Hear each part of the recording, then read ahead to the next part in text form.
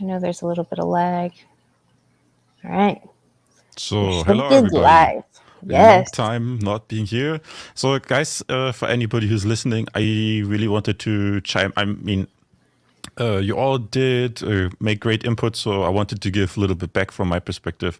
I collected some examples, tossed it together in a presentation, and we're just going to go a little bit over it. I have some video examples. I have some examples of some crazy bitches. I have Yes. some examples of how they actually grabbing cash flow, how they inserting themselves in powerful positions, and a little bit of their standard MO that I could observe. So yeah, Now I have a question, Gray, because you used to not pay attention to this stuff, right? no, I was totally oblivious. I How just long? saw, How long ago did you notice some things were wrong? yeah, I mean with the red pill content, so with the Kevin Samuels and this entrepreneurs and cars and so on. Okay. I mean, I knew about 21 Convention before you went there. Yeah. So, I mean, and what really stood out, the guys had this specialized lingo. They always had specialized lingo, Yeah. like the wall. And so it's like very catchy Yeah. terms, baby trapping, the divorce rape, and I don't know. So Yeah. that all stuck. Then Kevin Samuels, that was weird. He was confronting the woman always with facts. Yeah. And they're like, Kevin Samuels facts. No, no. Authority. No, no. Right. So that was funny. And yeah, I think then 2 years ago, you did a stream, Kevin Samuels, The Missing Link, right? Yes. And somehow Yeah. that popped up in my stream. Okay. So that's how you found this channel Yeah. originally. And then from there, it built up. It built up. Because you guys always talk about it. Then I was curious. Contriver was always like, oh, the Red Pill guys, they are fake. They are fake. Right. Something not right with them. And it's like, really? But you know, I thought they already gave useful information. But yeah, I mean, if a lot of guys, you think it's not perfect what they're doing. So I was like, okay, interesting. What's this all about? So Yeah. I kept listening, and then you also brought up tons of examples, and it just built up from there. Yeah. And now you can't unsee it. I Impossible. know. I know. You can't unsee it. I'm struggling with that in this new environment that I've been working in. It's a corporation, and it's very blue pill, very feminist in nature, and it's so damn weird. By the way, good morning, Bullets and Kush. All right, you guys. Gray has a presentation for us. I cannot wait to see this. I love your presentations. So the point that a lot of guys here also brought up is that feminism, it's toxic, it's what's the right word, eroding, it's corrosive to society. So if we assume it's like they're switching out the mental operating system, so in the past we had like more men in charge, or men being women being, I don't know whether the right word is submissive, but they, you know, they respected this authority of a man.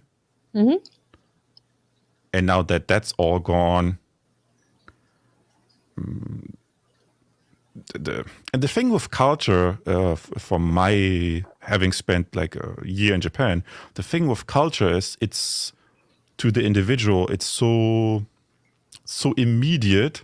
You're so much in it that you're having a hard time noticing it. You have to be confronted with other culture so you can build a reference. Yeah. So assuming feminism has totally, you know, the guys also talked about cultural Marxism. So I was like, oh, what the fuck? What's with this cultural Marxism? So Right. I looked this up. And yeah, I mean that they already claiming this is just a conspiracy theory. It's just ultra conservatives, blah blah blah. It's already dismissive. Yeah. It's they can't accept. They can't. Who said that? I think Bandit also said it. They can't accept the authority of a man. Yeah. Strange. It's like it's repulsive to them. I Yeah. suppose. Well, I So, mean, me and Bandit are kind of on the same page. Like, literally, feminism is a death cult. So, hopefully, we're going to talk about that oh yeah, I later. have examples of that. Oh, yeah? Sweet. Oh, Bandit will love it. So the idea is, okay, if the collapsing society, you know, Contriver always said the historical examples with ancient Rome, how this collapsed, and masculine societies move into feminine societies, and then the feminine societies are invaded by other masculine societies, so something like this. So I thought, like, okay, let's try to find some examples that back up these points, or that we can use as indicators, because in a sense it's like, if that's true, that feminism is really collapsing the Western world, we should be able to find plenty of examples. Yeah. So yeah, that's my attempt to have some examples that I think that could support that. Oh, great. Great, great. Good morning, Lawrence. Oh, by the way, Alice, you better screenshot that.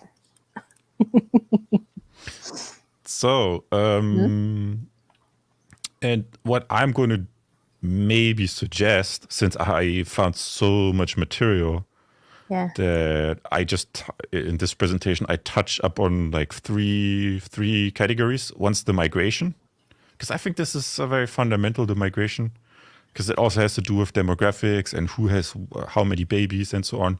Yeah. Then pink swamp, Pink swamp? because What is they that? now, in the US you have always the swamp Yeah.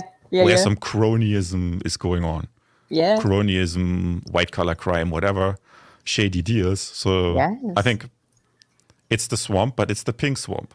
Yeah. I like it. And femconomy, because I really, when I looked at the examples, they're creating their own damn fucking economy out Aren't of they? fucking nowhere. Oh, no, no, no. They siphon that money from Yeah, hardworking men. yeah, Yeah. exactly. Yeah. It's something that wouldn't exist. Right. Right. Right. I know a lot of the guys are like, oh my God, follow the money. Look at that guy. He spent billions and billions and donated. I'm like, no, no, no. These crazy bitches extracted those resources from that man because he had the money. Like, it's like a siphon. Yeah. Yeah. So let's start, I think, with a crazy bitch example. Okay. So we had the Women's March recently on International Women's Day. That was my birthday. Great. That's my damn birthday, by the way. Oh, okay. So anyway, we had this conservative German YouTuber running around and at Women's March interviewing lots of women until he bumped into this lady here. And can you see? Yeah. Kill all Men. men. Yeah. Kill all men. And you remember that, like, I don't know when ago, I showed these graffitis on the wall. Kill your local alpha male graffitis. That is actually spreading in my Is town. it? I was walking around the other day somewhere downtown and I saw it in another place. So now I'm suspecting these crazy feminists, they're running around and marking their territory with kill all men graffiti. It's totally Dumbasses. weird. It is weird. So anyway, so they did some interviews. And what did she actually say? Because he asked her questions. What's with this sign that you have, blah, blah, blah. And what do you think about men? And then she really responds, oh, men are lesser beings. She straight up said that. And then she said, women, I mean, I'm paraphrasing, women deserve a better position in society. Or women are a higher ranking in society. She straight up said that. No, And then- they don't hide what what their agenda is and their female supremacist mentality. So, and then the conservative YouTuber was something like, okay, but what if I as a man want to identify as a woman? Would you kill me as well if I identify as a woman? Right. And then she's, yes, of course. Even a Yeah. man that identifies as a woman should be killed. Something like this. And then she also claimed that the majority of men don't deserve to live. Yeah. And What a crazy bitch. the crazy thing is, the guy was like really confused about it. Like, I mean, the guy is conservative. He's educated. He knows about these mental streams, but still in the moment. And I want to show you the video where he talks to her, because at some point she starts almost like guilt tripping him. Mm-hmm. So let me see whether I can share this little snippet from the presentation. I mean, it's in German, but Yeah. We have a translator. present, share screen,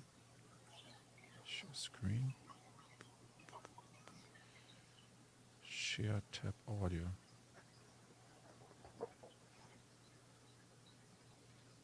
So, can you see that?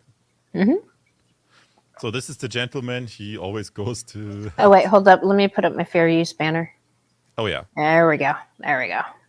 Okay. So I just play a little bit and then I stop it at the point. Or maybe I can even enable subtitles.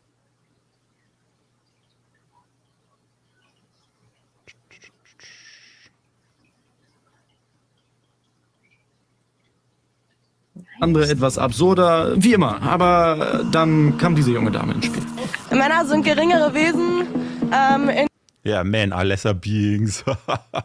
In unserer Gesellschaft, Frauen sind höher gestellt. So men are lesser beings. Women should have a higher position in our society.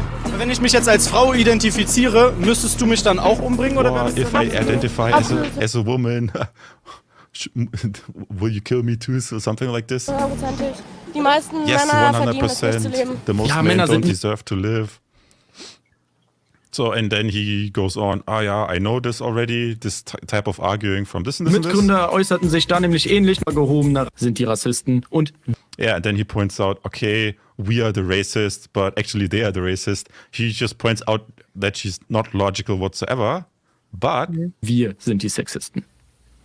Ja, aber wenn ich mich jetzt als Frau identifiziere, darf ich dann weiterleben? Identifizierst du dich als Frau? Nein. Dann nicht. Aber jetzt schon. Ich glaube nicht, dass das so schnell geht, aber okay.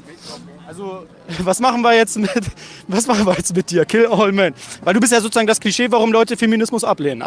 so then he's like, so, but how should we men deal with you? Because you are the stereotypical image of why men reject feminism. And now the intense response. Aber Ich bin kein Feminist. I'm not a feminist. I'm not a feminist. She claims she's not a feminist. Really? What? Ein bisschen extremer als das. Füße. And then she points out, I'm much more extreme than that. Oh, what's more extreme? Yeah. So, and I thought about this, like, what the fuck is going on? What the fuck is going on? But my suspicion is, and I wonder what you think about that, he calling her a feminist, she felt insulted because maybe, that's my speculation, in her mind, feminism is too soft. Maybe, yeah. Well, if she said she's far more extreme than that, what did she give a name to what she is? I couldn't see that here. No, I don't think so. But now she grabbed his microphone. See how she takes charge by grabbing that microphone? And now she's trying to manipulate him emotionally. Fühlst du dich verantwortlich für das Leiden, was ihr Männer uns Frauen antut? Yeah. Don't you feel responsible for the suffering that you caused to us women, you evil man? Right. Don't you feel guilty? Feel guilty for me.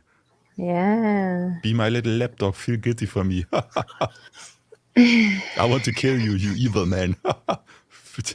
This is so twisted. I don't understand. It is. I don't understand. I don't understand how they, because you often talked about this displaced mommy energy. How can they, on the one hand, have this mommy energy where they want to baby everybody, all these refugee men and God knows whom, take care of everything, but on the other hand, they're like, whoa, evil man, evil man. I mean, it's like two, because this one thing is caring, and the other thing is like purely destructive and evil.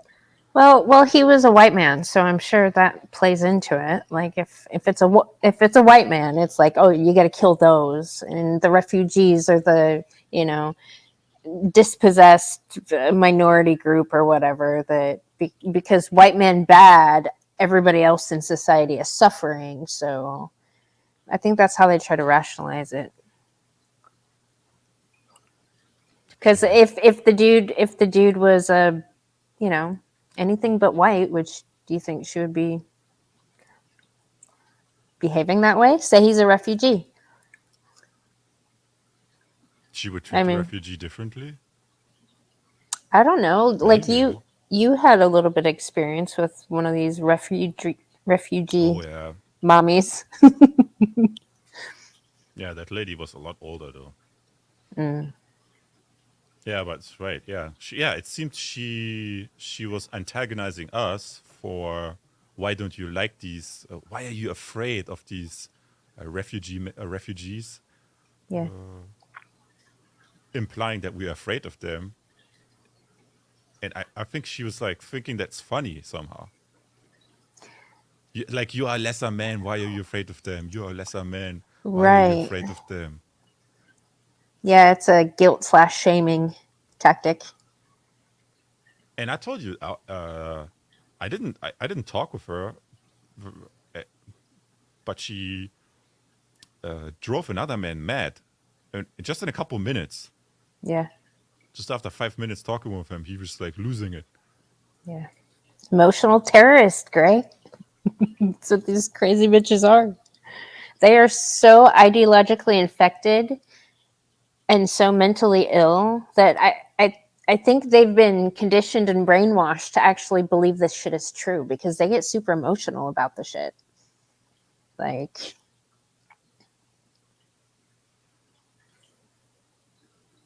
Yeah, but it goes back. Like a woman like that will never listen to a man. right. Even if the man is like trying to take her interest in mind, even if the man is trying to be reasonable, Yeah. the man comes from a position of authority, and she is like, "No, I am the authority." God Well, damn it! she's probably a fucking lesbian. She probably doesn't even like men anyway. She was indoctrinated into the lesbianic sex cult. Oh my god! Oh my Yeah. god! Yeah. Yeah, too bad for her. So yeah, I translated this. But why aren't what? But aren't you? Yeah, but aren't you the reason why people why men reject feminism? Oh, I'm not a feminist. Okay, I covered that. Mm-hmm. So that was a crazy bitch example for our warm up, and now we go over some migration numbers Okay. in Germany. How much migration they actually have been, and what does it actually do to the people and the composition of the society. Because I just saw recently there is this guy in Japan. I think he has a YouTube channel called Black Pigeon Speaks. And in one of his video, he mentioned a Harvard study from a lefty Harvard professor, allegedly, from 2006 or 7. And that study, the Black Pigeon guy, he made a joke about it. The lefty professor tried to make the point for diversity, cultural diversity, but then the study revealed, oh my God, diversity is much worse than we thought. Right. And Here, I'm going to share this real quick. Is this the channel you're talking about? yes, Okay. the guy is actually feeding pigeons. He lives in Japan and he's feeding the pigeons. He has like he's animal. He has a relationship with them. I don't know. Can, Even Laura Southern visited him okay. back in the years. Which one was it that had the Harvard study? Oh, wait a minute. I have to. Do you want the link? Yeah, I can. I mean, he just mentioned he was talking with Laura Sutton and mentioned it at. Wait a minute. I have to look this up. It's all right. I can find it later. I'll link it in the bio, though.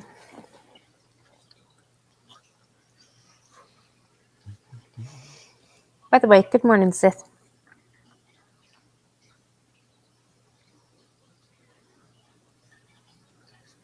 Oh, he thinks women should vote.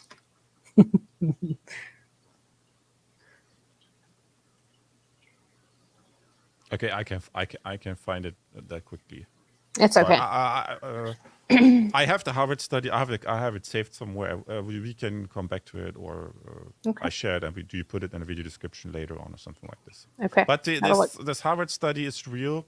So let's have a look, and then yeah, and the lady in the background is actually a member of the German Congress. Of course And she will is. appear. Yeah. Of course she is. So, Germany has 83 million inhabitants, approximately, and I went to the government website to look at the statistics. If you and you can count these migration numbers differently. The upper line, the blue line, is totally everybody who came here. Okay. So you can see during the years in 2015, we had this famous peak of allegedly 2 million people arriving, which is like insane amounts. Yeah. And currently, we have the repeat of that. So it's repeating. Uh-oh. There are tons of videos online. You have small towns in Germany with like 1,600 people, and then they put 1,000 migrants there in some super camp. And the people who live there are terrified. Yeah. So they're screaming at the mayor at how do you call these meetings? Oh. Yeah, like oh, they have them here. Well, It's a very heated situation. Yeah. Let's put it Yeah, that yeah. way. So some towns canceled the meetings, or they just rented had a very small venue, lots of people outside, only selected Town. people can town hall meeting, something like yeah, this. town hall. Yeah. So but the weird thing is, you have to subtract those. Allegedly, you are supposed to subtract those that left. And look, 2 million came at the peak, but 1 million allegedly left already. I find that very low. I do not know how many people left, because if you sum up the total, 24.8 million came here, but Yeah. only allegedly 6.5 million stayed. I do not trust these numbers. No. No. Well, because you guys are kind of, there's a lot of people that come here and like they'll go through Germany, right? I mean, it's kind of a stop for some people. Like that's not their final destination. You suspect that's what it is? Yeah. I mean, I don't know. It's still 6.5 million is a lot to stay. I found a news article, and the news article stated another number. So the news article stated 18.6 million people have a migration background in Germany. And that comes out to approximately 22% of the population. Damn. So how come the difference? Yeah. Have they already naturalized everybody, or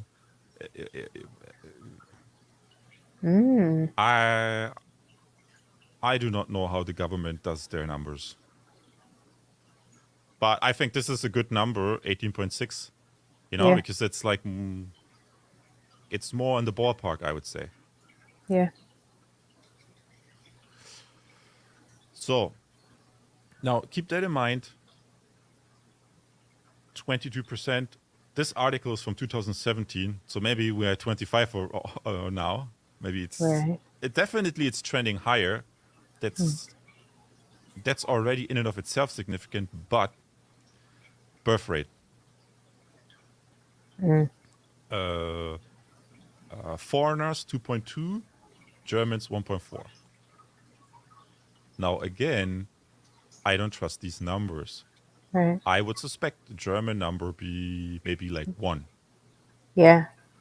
and other maybe 2.5 or 3 or whatever. So unless the government can explain to me how they come to these numbers, I would always be more conservative with them, because I also found another graphic, and that's the age distribution. And it's my understanding that at the peak we had like 1.2 million babies a year. Then that rapidly declined to what's that, 600. And my suspicion is in the future it will go down further to 400. Yeah. So that might be only 200,000 men and 200,000 women. I mean, from the German natives. Yeah. Now on the right hand side, you can see I did the percentages. So you have the total population 83 million. Then you have approximately 22% migrants, so that it's 18 million. So these 22% of migrants already generating 45% of the babies, give or take ballpark numbers. It's Yep. not 100% exact. So you can imagine a few more percentage of migrants or Germans having a few less babies, already with the small proportion of the population, they're already creating 50% of the babies. Yeah. And you see, I mean, if you look at the graph, the red are the foreigners. Once that red catches up and the blue disappears, Yep. they are at 50%.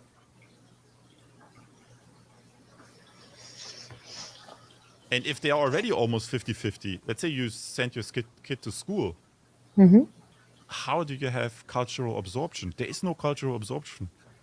If 50% are foreigners, Right. it's already battle clash.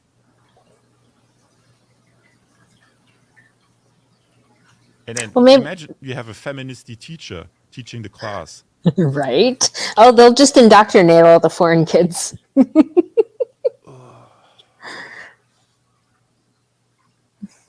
And um, I think in Berlin, if you're in the wrong neighborhood, the numbers are going to be higher. It's like 80% foreigners, 20% Germans. Yeah. So every family with economic means is already fleeing to the suburbs. So the same people who work in the government or who purport this migration nonsense, they are probably taking their kids and moving to the suburbs where there are still more Germans, Yeah. so that they can send their kid into a more privileged school where they have a higher ratio, so Yeah. that they don't have to be the minority in class. It's ridiculous. Yeah. Yeah. So that's all very sobering numbers, and it also goes hand in hand on the radio or in the media. They always talk about labor shortage, labor shortage, labor shortage. There's one program after another. I mean, I brought this up a couple of times where like this handyman who does I don't know, plumbing or installing of heating systems or whatever. Lots, 5 of my guys or 10 of my guys are going to go into retirement soon. I have no replacements. I will not be able to take customers' orders. Then there was an industrial company. We would hire 100 employees immediately, but we can't. So then the company resorted to making funny TikTok videos to attract What? people. What? And then they have had like a blonde woman, and they had 2 women. They were the official TikTok managers of the company. Jesus. They're only doing TikTok videos all day long. That was their job. Of course. How much do they get paid? It didn't say it. It didn't say it. Probably way fucking more than they deserved. So Oh, by the way, Gray, that problem that you were just talking about, Kush talks about that with his company and his line of work too. Like succession is not going well. no. So yeah, and What the fuck is that? Yeah, and that's the thing. When this lady that I showed previously, she was like kill all men. Then what I was wondering is does that mean she literally wants to stab you somewhere at night on the street, or does this just mean if she gets pregnant, if she's lesbian, then probably not. But does this Right. mean they want to abort all male babies? What Like Cynthia G. I don't get. But I just find this really weird because this is yet another example. Like, what has to go on in your mind to Dude, put such they're a fucked up. These women are fucked in the head big time. Like completely unnatural.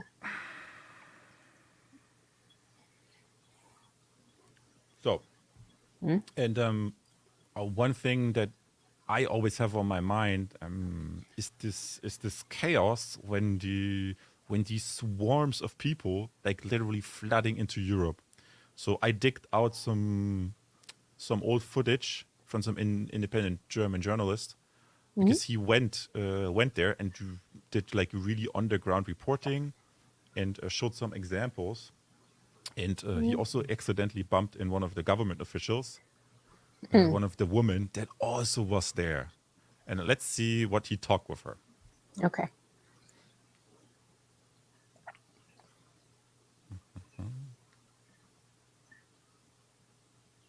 Share screen. Share screen. Blitz.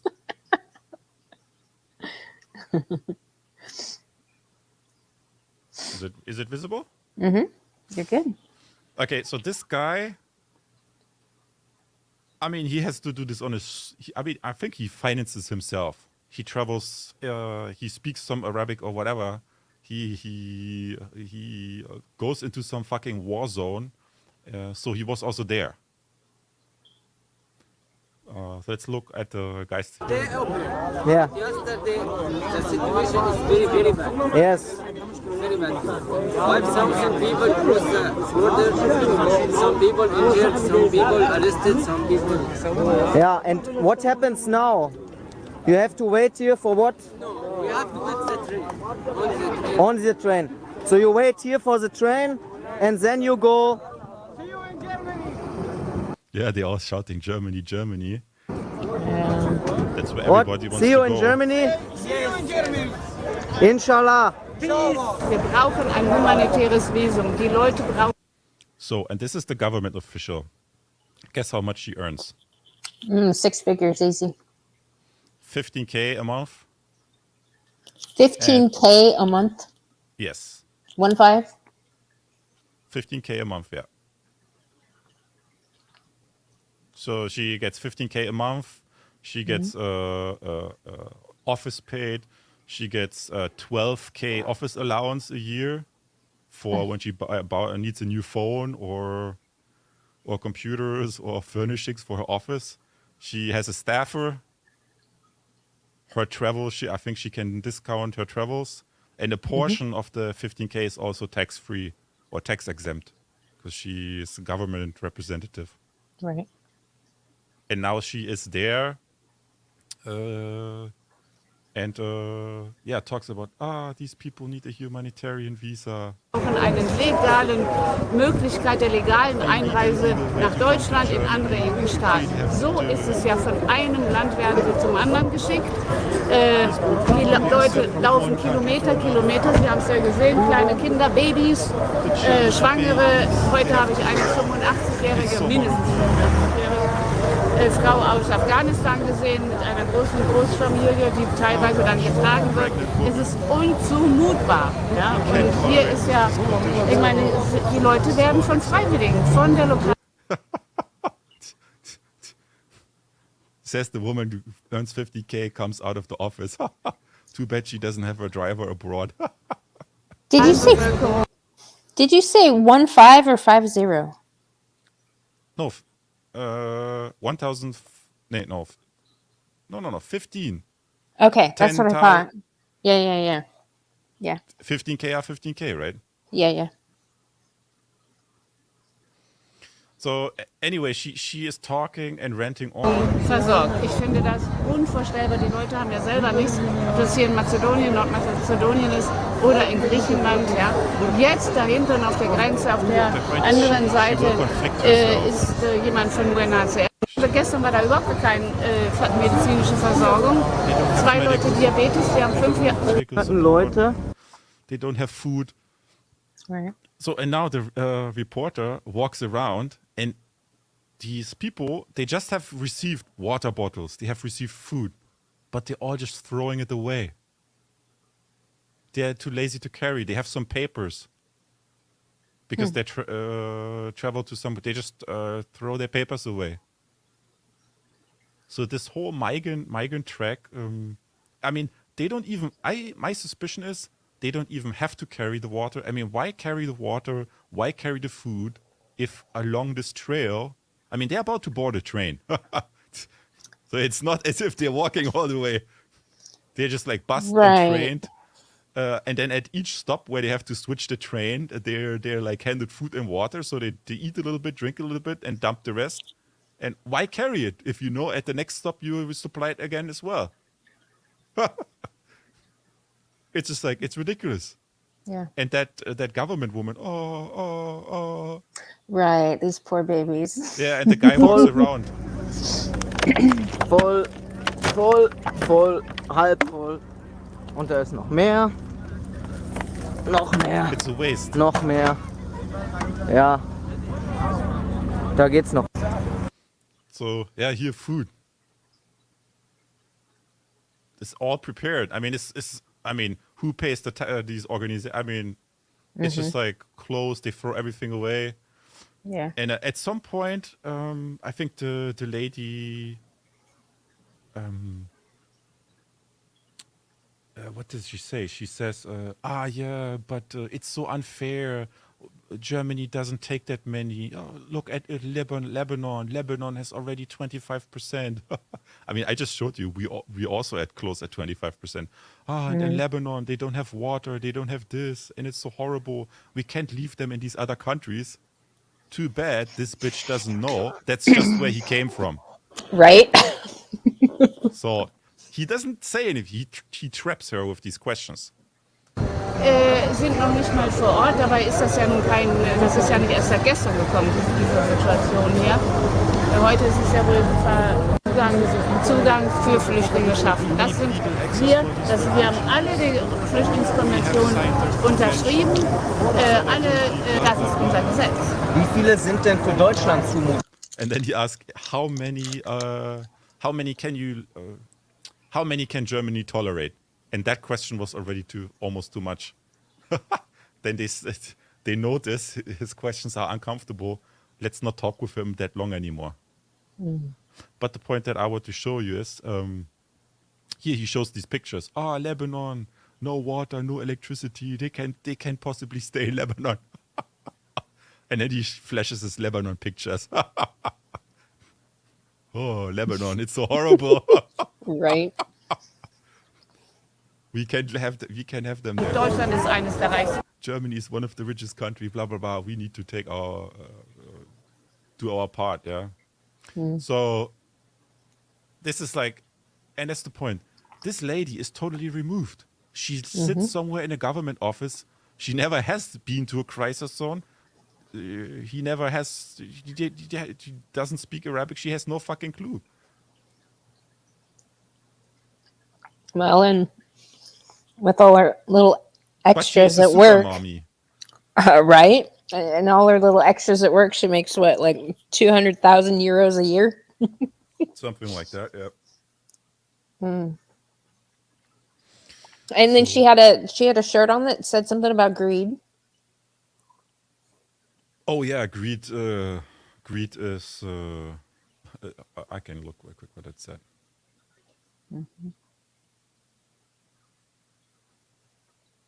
Bullets wants to know where Greta Thunberg is. Greed kills. It says greed kills. So Mandy, So- if you are greedy and you want to protect the taxpayer money, then you are very, very evil. Right. But if you're greedy You're making a lot of money on the destruction of your society. You're holier. You're one of the anointed ones, apparently. Because essentially I mean, I will come to that later. How because it's this whole migration economy is part of the pink swamp.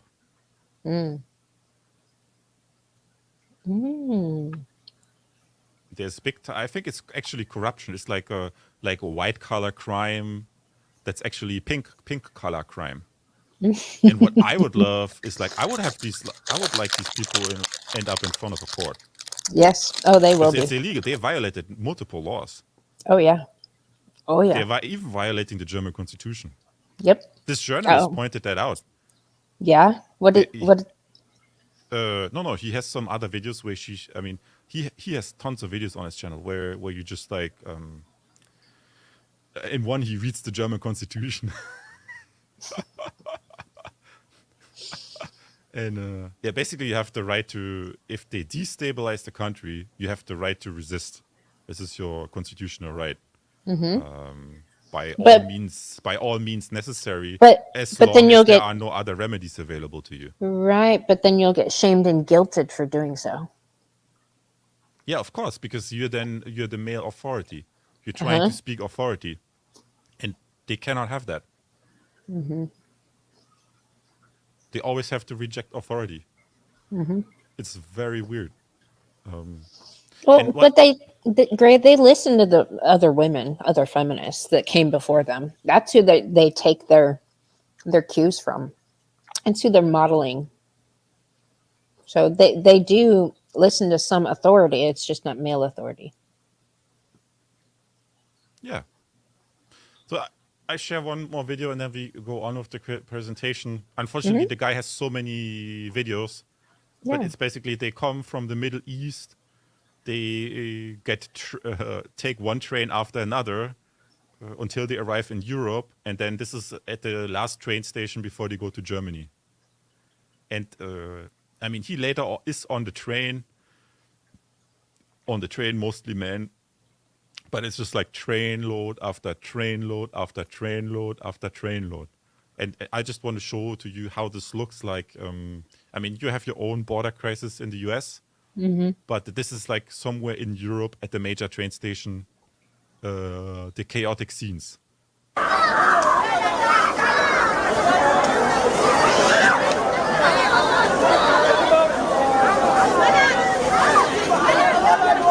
And again, they get supplied by the aid organizations.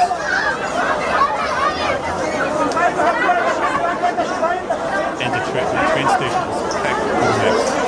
They're camping out on the train station. The whole train station is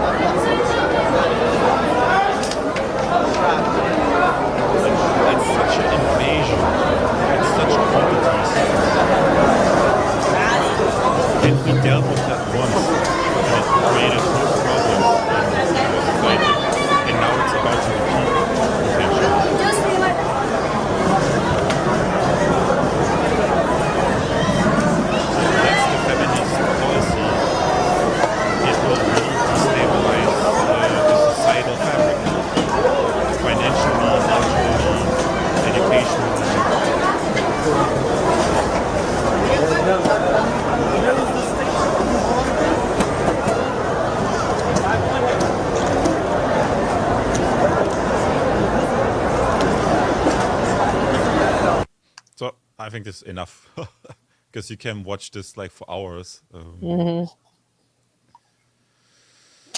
it's just two examples out of hundreds. But it's a system. It's a whole fucking system. Yeah, Kush. I also remember in France, somewhere in Paris, I don't know, there's riots, attacking the police, camps everywhere. People camping out in the streets. It's just like, oh my God, it looks like Paris has turned into a third world country. I do not know, but. Right. So yeah, this is the and it's they following a route like ants, and along this route they are babied or they are quote unquote cared for. So let's move on to we take a little bit of a switch to toxic think tanks and fake NGOs. I call the think tanks toxic because they are infested by women, and I call the NGOs fake because they have a certain they using NGOs or NGO like legal structures to basically steal the money. They claim some social ill, and that social ill is because that's also I think I heard somewhere the argument was made if something is wrong, men want to fix it. So the feminists abuse that by social ill here. We have this wrong has to be turned into made right again, and then they use that to seize power, seize the money. So if that's all you need to do to claim some danger or some social ill or something, and then you get government funding, and that's what I'm going to show how they do that actually. So in some past streams, I already mentioned this State Center for Political Education, which is, I think in the US you would probably consider it like civics. Although what they're doing, in my opinion, is not really civics. Because we looked at examples, they invited the Ginsberg guy that wrote that hit piece book on last warriors of the patriarchy. These people are all turning into Nazis. Right. This patriarchy, red pill, MGTOW movement is just another trick to radicalize the man, or I don't know. And Radical. Huh? then That's we- the typical comment. I pointed out that in that how much government money it receives, that with the government money there's a neutrality mandate, which they are not following the neutrality mandate. We looked at this one center in my state. I think it was for a long time was like 100% woman, and then they hired one guy. We looked at the woman had this poster in her office or apartment, feminist poster, and then when you look when they have events, like every month they have like some event where they invite someone who wrote a book or something, and then they have like return to leftist ideals, or they had invited this trans battalion commander, the guy with the unicorn. Yes. And That his guy's sexual ridiculous. yeah. So I mean, they are not neutral; they're completely biased, in my opinion. Yeah. But the thing is, there's not only the center; they are now in government offices. So I think the lady who runs the federal ministry for family, women, seniors, and youth, so a family ministry, she. Together with the Annalena Baerbock, with the foreign minister, they also announced the feminist foreign policy and the so-called gender budgeting. What? Feminist foreign policy? Yes. What? And they had a press announcement together, and they were like, feminist foreign policy is not radical, it is only natural. Oh, God. And then they said all development aid will be tied to feminist conformity checks and have to be subject to gender budgeting, because we will not give development aid to countries in Africa or wherever unless we make sure it is woman conform. So they will institute gender budgeting. So that's a whole another kind of worms, gender budgeting. Yeah. Because their argument was, if we give the money to some developing country, just the men will receive it and they will use it in certain ways. And then they had, then they talked about some silly examples. Some African village, they don't have running water, or they don't have a good toilet.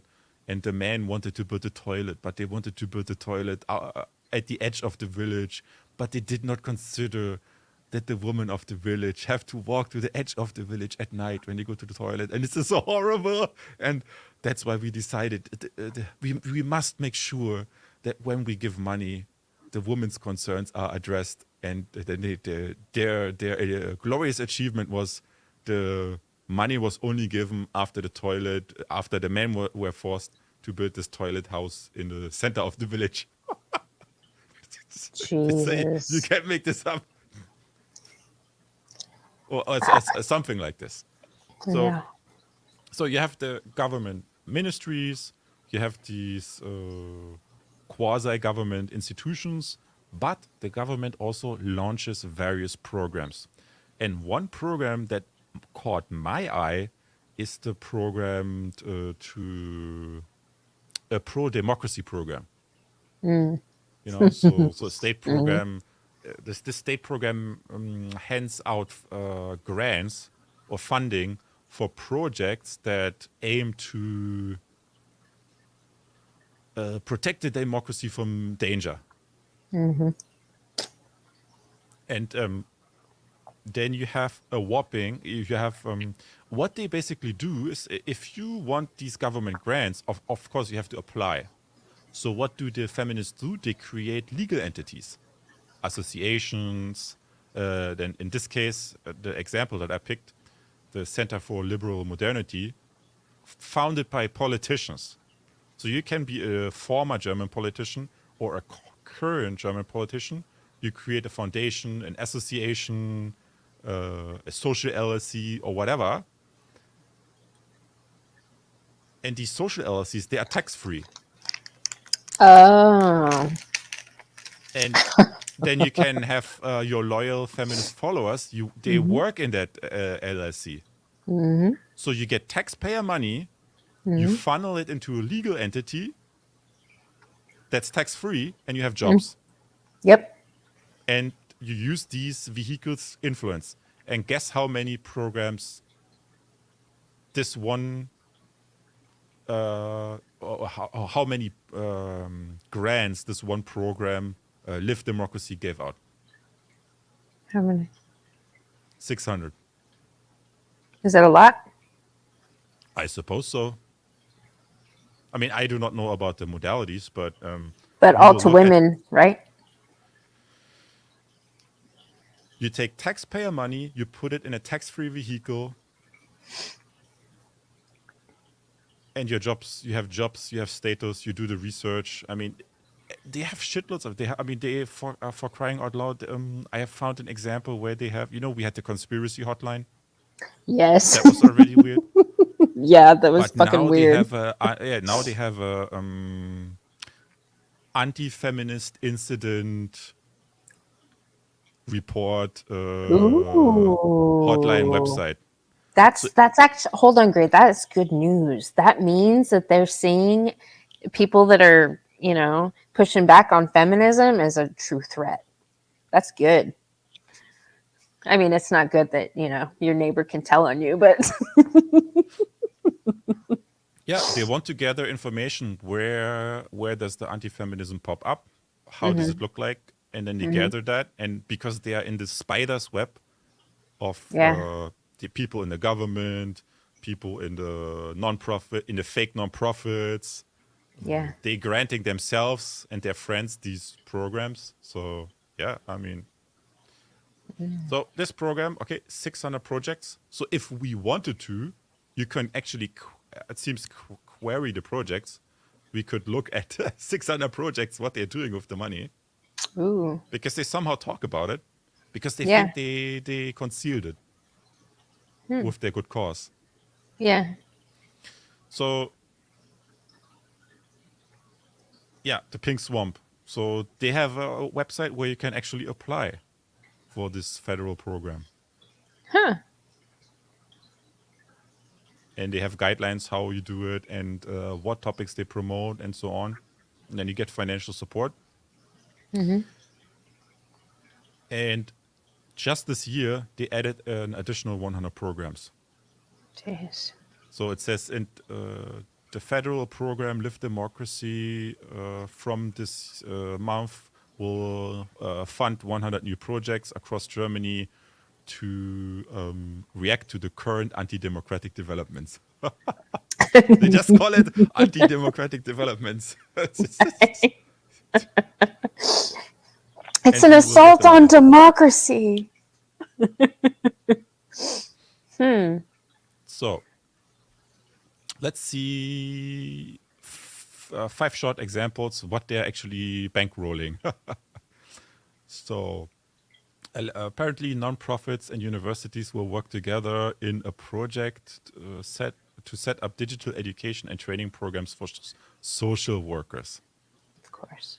So they want to have some, I don't know, some online platform where they can train, quote unquote, other feminists, Yep. aka the social workers, Yep. to prevent right-wing extremism and ultra-nationalism among young people. So again, they're targeting the young people. Yeah. Yeah. Yeah. So that's what they take the taxpayer money, they put it into some legal entity where some people work. They outsource to some other company to create that online platform. Then they fill it with their content. They have their feminist friends sign up, and then they can put whatever information in there, and then the feminists run around because they are also everywhere in the education system and wherever, and then they're gonna try to convince the young people, look at this patriarchy, this is right-wing Yep. extremism. Yep. Red pill knowledge, no, this is not red pill knowledge. Those are not legitimate man issues. This is just, this is Yeah. very dangerous for you. Stay away from it. And if the young people, if they take that on, the feminists probably think they will be protected from the mental counter virus, so to speak. No, they are so done. This seems quite desperate, actually. It sounds like they're trying to hold on to something that's dying already.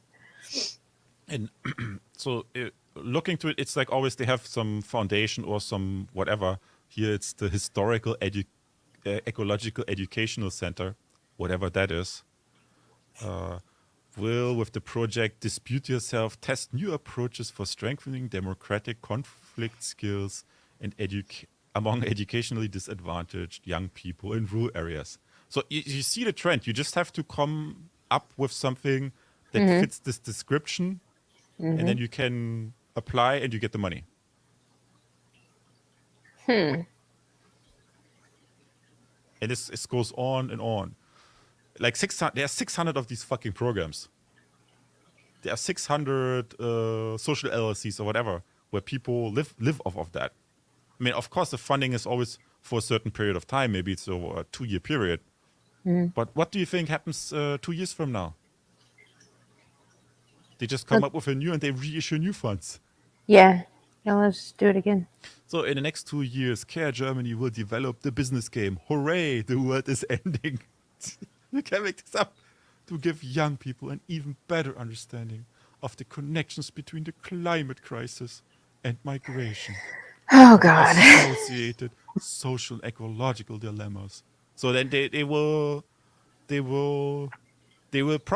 glorify this collapse of society and then brainwash young people with climate crisis.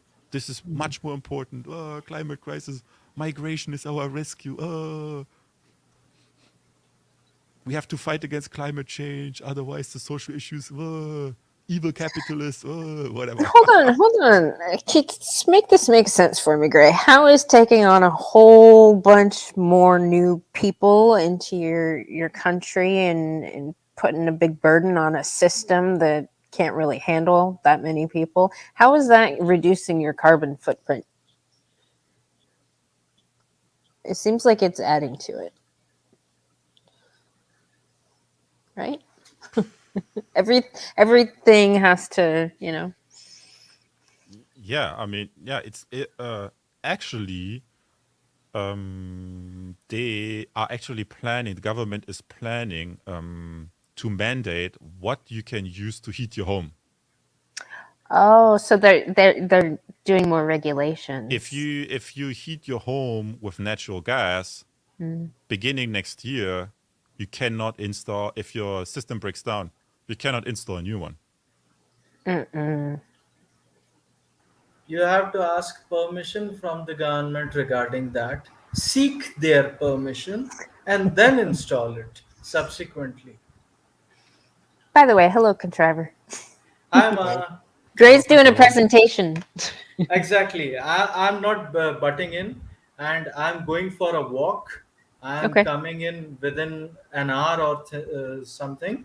And if you people are present, I would gladly join in afterwards.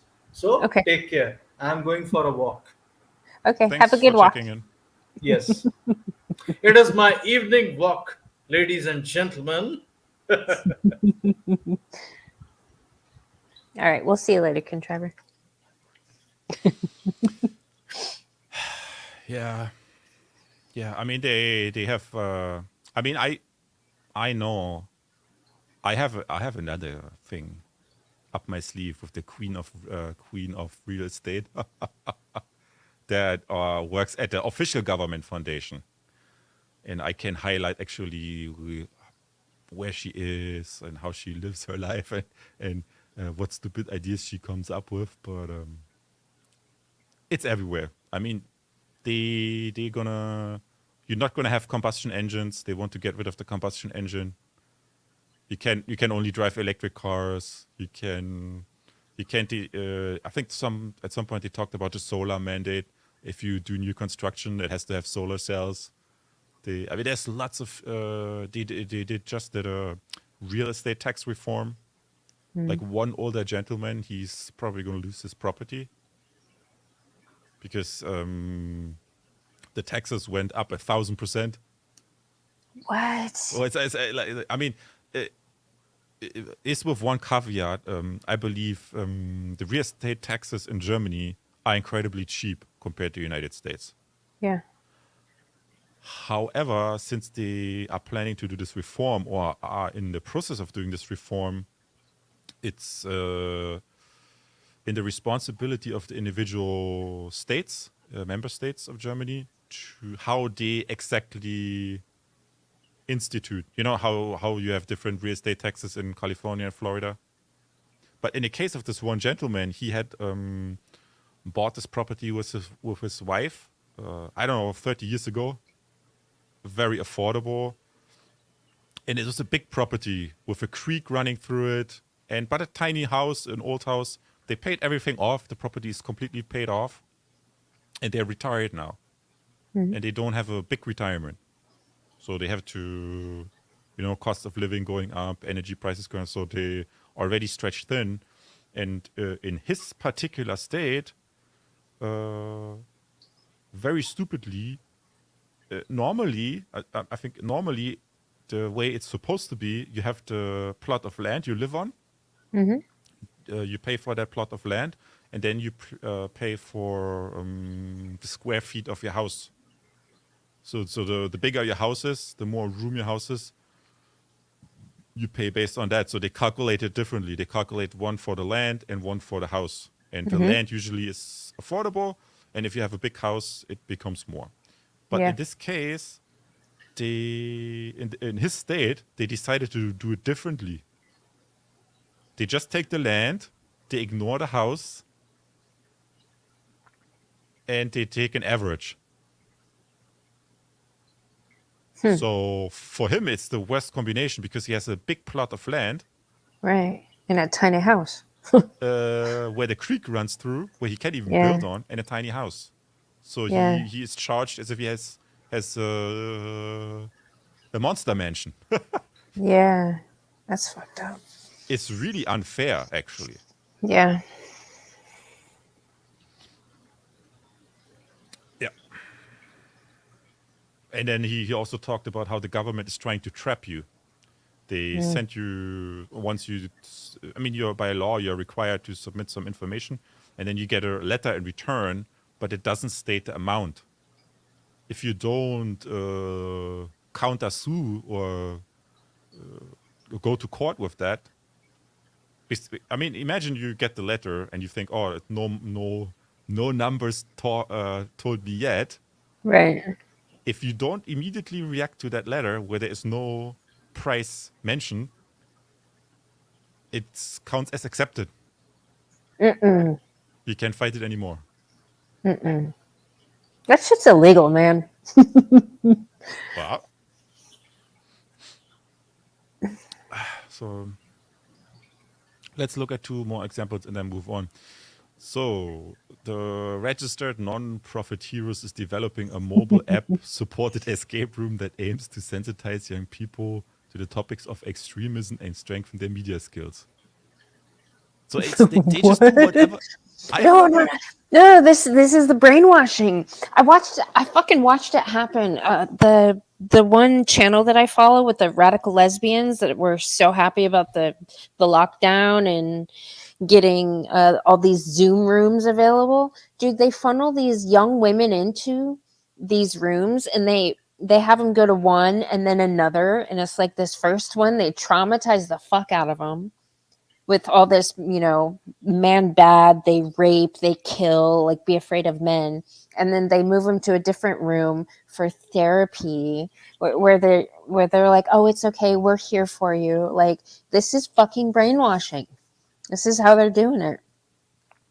I mean, I know the glue people. Mm-hmm. They are totally out of control. Yeah. Because they are storming airports, they gluing themselves to the runway, which is a huge crime. Has any of them died yet from being glued? They take rental cars and then they rent a bunch of rental cars. They drive on the highway and then they slow down to 50 miles per hour or something. You shouldn't drive so fast on the highway. It's bad for the environment. And they film themselves. Or they stop totally and shut down the highway. Or when you take the highway and you want to come into the city, they glue themselves to the exit ramp, or they hang themselves from. So anyway, these glue people, they have training centers. Yes. Where they come together and then they practice. So they sit somewhere in a room. And one group plays the glue people, and the other group of the glue people plays the angry car drivers. So they get trained how to respond. To angry car drivers. Yeah. And then after they receive the training, they go out and do it. And they also have these online rooms where they hang out and tell themselves horror stories about the world is going to end, And this is allegedly it's bankrolled by rich American money givers, millions of dollars. I saw it somewhere on TV. They named some names. This rich couple from California, or they finance these glue people. So it's very weird. I'm sorry. I apologize for America and the fucking assholes that we have here that don't understand how their actions affect other countries. I apologize for them. So last example. The main point why I picked these examples is I think every project probably has some website where they applaud and laud themselves for the great work they do in this government program, because they're already setting themselves up to receive another grant in 2 years down the road. So you could look at each of these examples much more in detail. And you could look at 600 of them. Yeah. So the Fake Factory project of the German Society of Young People will develop and deconstruct conspiracy narratives in workshops in a peer-to-peer process. Whatever. Yes. So Fake Factory. So they will train, apparently they will train young people how to spot facts by telling them how to develop conspiracy narratives. Whatever. But the point is, it's like they're claiming that social ill. They claim that, oh my God, society is in danger. We are in such a danger. We have to have this government program and fund these 600 projects to protect. They're right about the society's in danger part. It's just their solution fucking is just making things worse. And look at this woman in the background.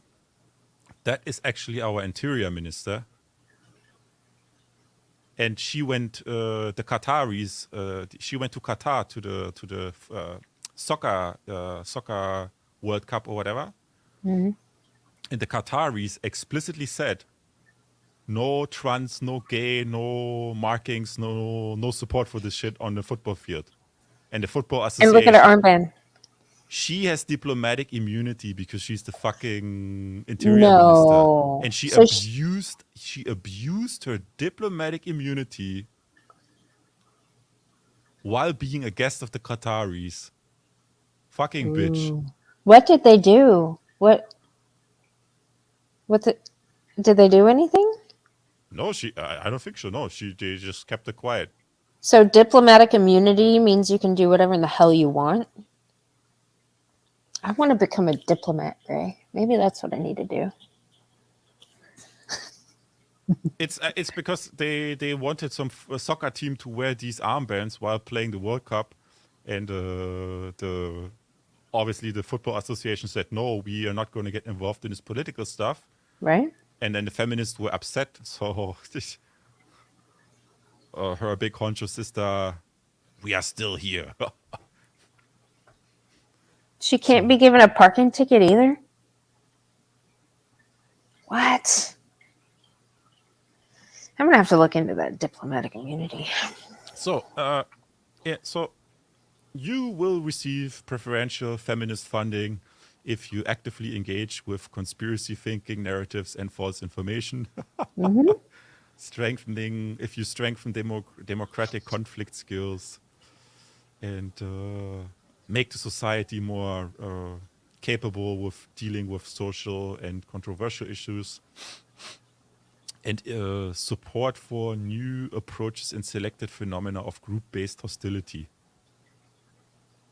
And that, I'm Wait, group-based hostility, like kill all men? That sounds hostile. No, the other way around.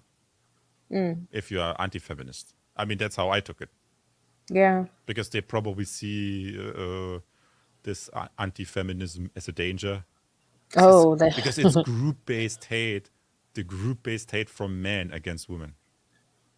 Yeah, but it's in a response to the already group-based hate from women to men. Yeah, but you can ignore that. No, you can't. But you will not receive funding. It only works one way around. Oh, I do not know, but I didn't. I highly doubt that if you are a guy, I was like, I'm a red pill guy. I want to have a MGTOW funding. No. Yeah. You should try to get some MGTOW funding, Gray. No. Wait. Or do you claim trans? That would work. They're a discriminated against minority. No. I think no. It's like a loyalty check. They sniff you out and they make sure that you are in their groupthink. And only if you're in the groupthink, you get rewarded with the taxpayer money. Yeah.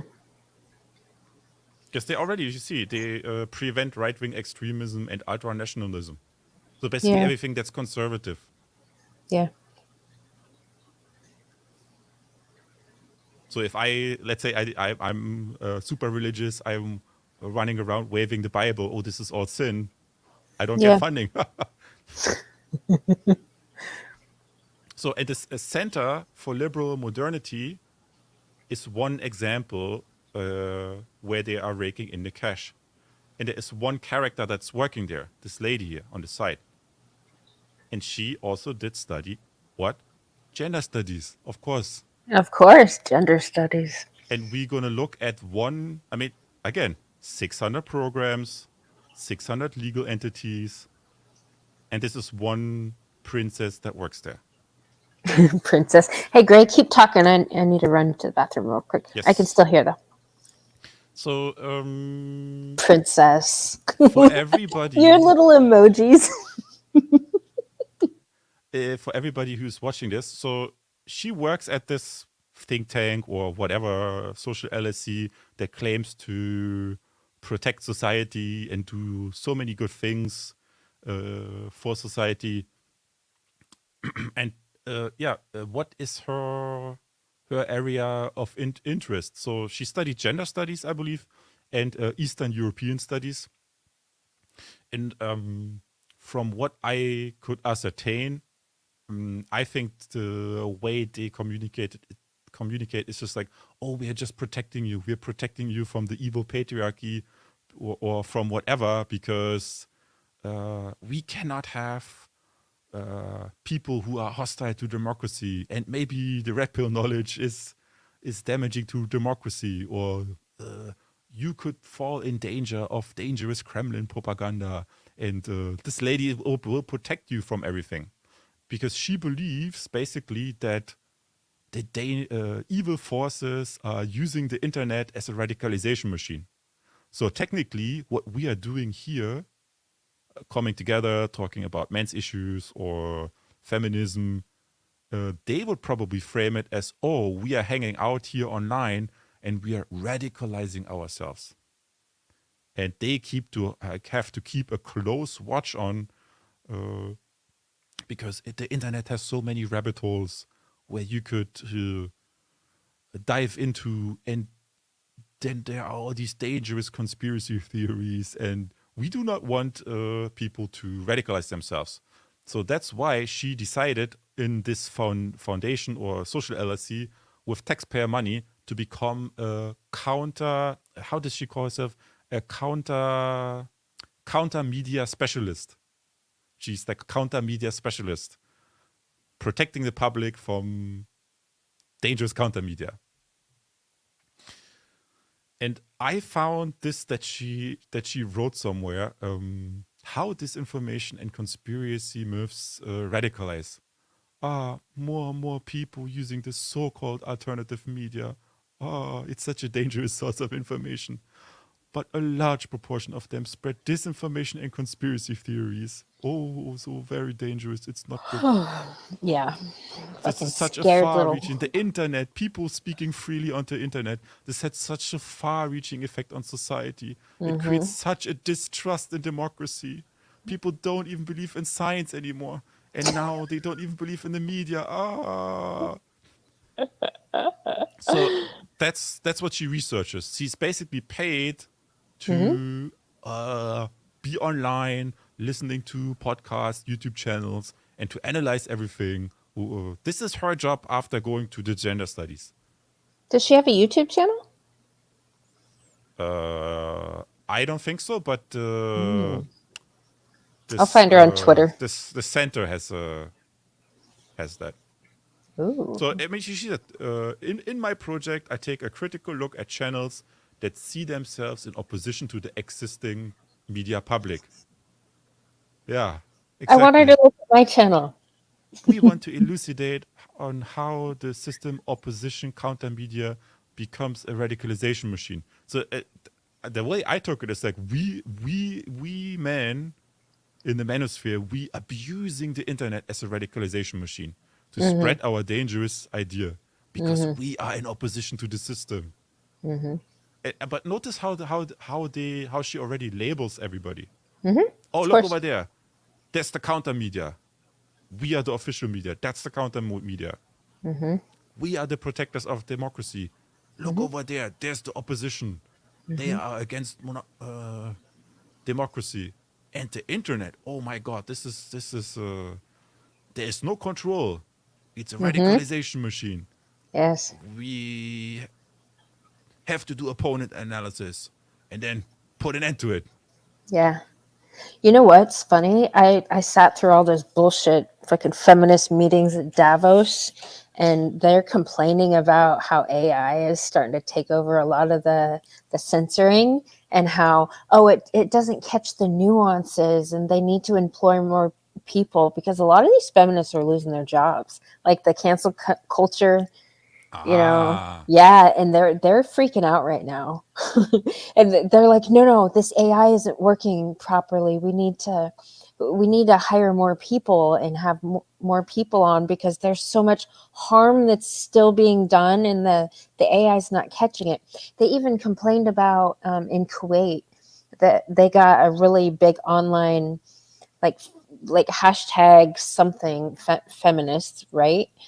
And I guess the guys in Kuwait started another hashtag that was like, in their language, criminalize feminism, and that got fucking a lot of steam, and they were pissed because nobody was canceling it, and it totally outdid the feminist narrative. So, yeah. Whenever they have not control over something, yep. it's a grievance for them. Oh, I don't have Oh yeah. control. So, but if we summarize, this lady, taxpayer money, check. University indoctrination, check. She's interested in manipulation, Hmm. check. Hmm. And I would argue she has a privileged position because of her gender. Oh, I would fully agree Yeah. with that. And the weird thing is, I think I read, because she did gender studies and Eastern European studies, somewhere, because I also Googled, I don't know, I looked for the Twitter or something. She seems to be interested in dictators. So she traveled somewhere to Eastern Europe country and, and I went to Serbia or wherever. And, this was the coffee shop where the dictator, after the war, where he was hiding out. And I went to the same coffee shop and I had the coffee at the coffee shop and I talked to the people. Why What the is she interested in that? Because she is a little dictator herself. She's a fucking Maybe, yeah. tyrant. She's a tyrant of the matriarchy. She wants to dictate what people are allowed to hear online. All this harmful spreading of information. That would not be good at all. No, they're everywhere though. That would not be good at all. So, yeah, so that was my little example about toxic think tanks and these fake NGOs. And if anybody ever has interest, I can probably find. I now have 600 examples of how they are lining their pockets with Yeah. dubious projects under some. Yeah, which brings us to the next thing. This weird contriver also pointed this out. This welcome culture, how they met all these refugees at the train station. Ah, so lovely, you are here. Ah. Yeah. And that's how that looked like in 2015 when train after train arrived. You have like these raging feminists. No human being is illegal. With Yeah. balloons. Jesus. I am But a I mean, raging in this case, it's a welcome culture, but it extends beyond being welcoming. It's like to create jobs that wouldn't really exist. Yep.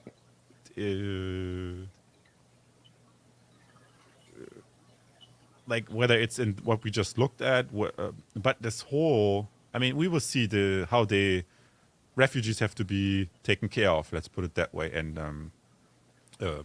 but the point is, they did this welcome culture and they shamed you for it. If you spoke against it, they shamed you for it. How dare you? We must do blah blah blah. So, but feminism, that's my takeaway. They believe feminism is always right. And if you, as a man or whoever, you try to voice concerns, they have to ignore the warnings because, oh my God, we do not want to hear the warnings because that's authority again. Again, you have to reject authority, male authority, or whatever authority. And that's what people were warning about. They were warning about, wait a minute, these people come here, they enter the healthcare system, that's going to be expensive. Yep. Healthcare rates are going to go up, and it could potentially collapse the healthcare system. Same with the social security system. Huge strain on the social security system. Huge strain on government finances. Rise in crime. The crime could go up. Police push to their limits. And I have examples for this. I mean, I'm not going to show them right now because we would look forever. But maybe at a later point. New Year's Eve in Berlin was a total chaos. They took these in Germany. We have these blank cartridge guns, so you can have pistols with blank cartridges, and then you can screw like this small metal part on top, and you could put fireworks in it. Okay. And all these illegal migrants, they have these blank cartridge guns where they put the fireworks in. There are videos, parked police car, like a kid with this gun, with this fireworks in, goes through the window, boom, flames it into the police car. Police car on fire. You had, they set traps for the police. They took these electro scooters. In Berlin, we have these electro scooters that you can rent with your cell phone. And they have batteries, so they burn very good. So they tossed that somewhere, set it on fire. Of course, the police and fire arrived, so then they shot, after they lured the police, they shot at the police with fireworks. They shot in somebody's living room. They shot the rockets in somebody's I mean, it was the police was really, and they, you can see it on YouTube channels. They were planning this. It's like, oh, New Year's Eve, we can have fun. So Yeah. not good at all. And healthcare system, the hospitals, some hospitals they make minus. Like in my city, I think the city government is the owner of the hospital, was somehow connected with it. They have to put 60 million into the hospital to bail out the funding. Retirement system is in bad condition. I think 25% of tax revenue have to put into the pensions. So it's and now with the Ukraine, and they have to increase. They had this energy cost bailout because some people got $2,000 heating bills. Yeah. So they had to bail all these people out. They have to do it's like government finances, the very tough situation. We have a housing shortage. There is no housing anymore. I mean, it's like if a city like Munich in a year, like a city like Munich, the amount of people comes to you, it's like all the housing is gobbled up. Right. So if you want to rent an apartment or a place somewhere, it's like 100 people show up. It's housing shortage, it's exploding cost of living. Construction workers are scarce, building materials are expensive. If you new housing projects cancelled, lots of new housing projects cancelled because of the high interest rates. And it takes so damn long for you guys to build houses over there anyway. Yeah, because it's built like if you build a house, it lasts like 200 years. I don't know. Yeah, yeah. So the point is, the warnings have been there, and the feminists ignored them. Yeah. And now we can observe what that ignorance creates. And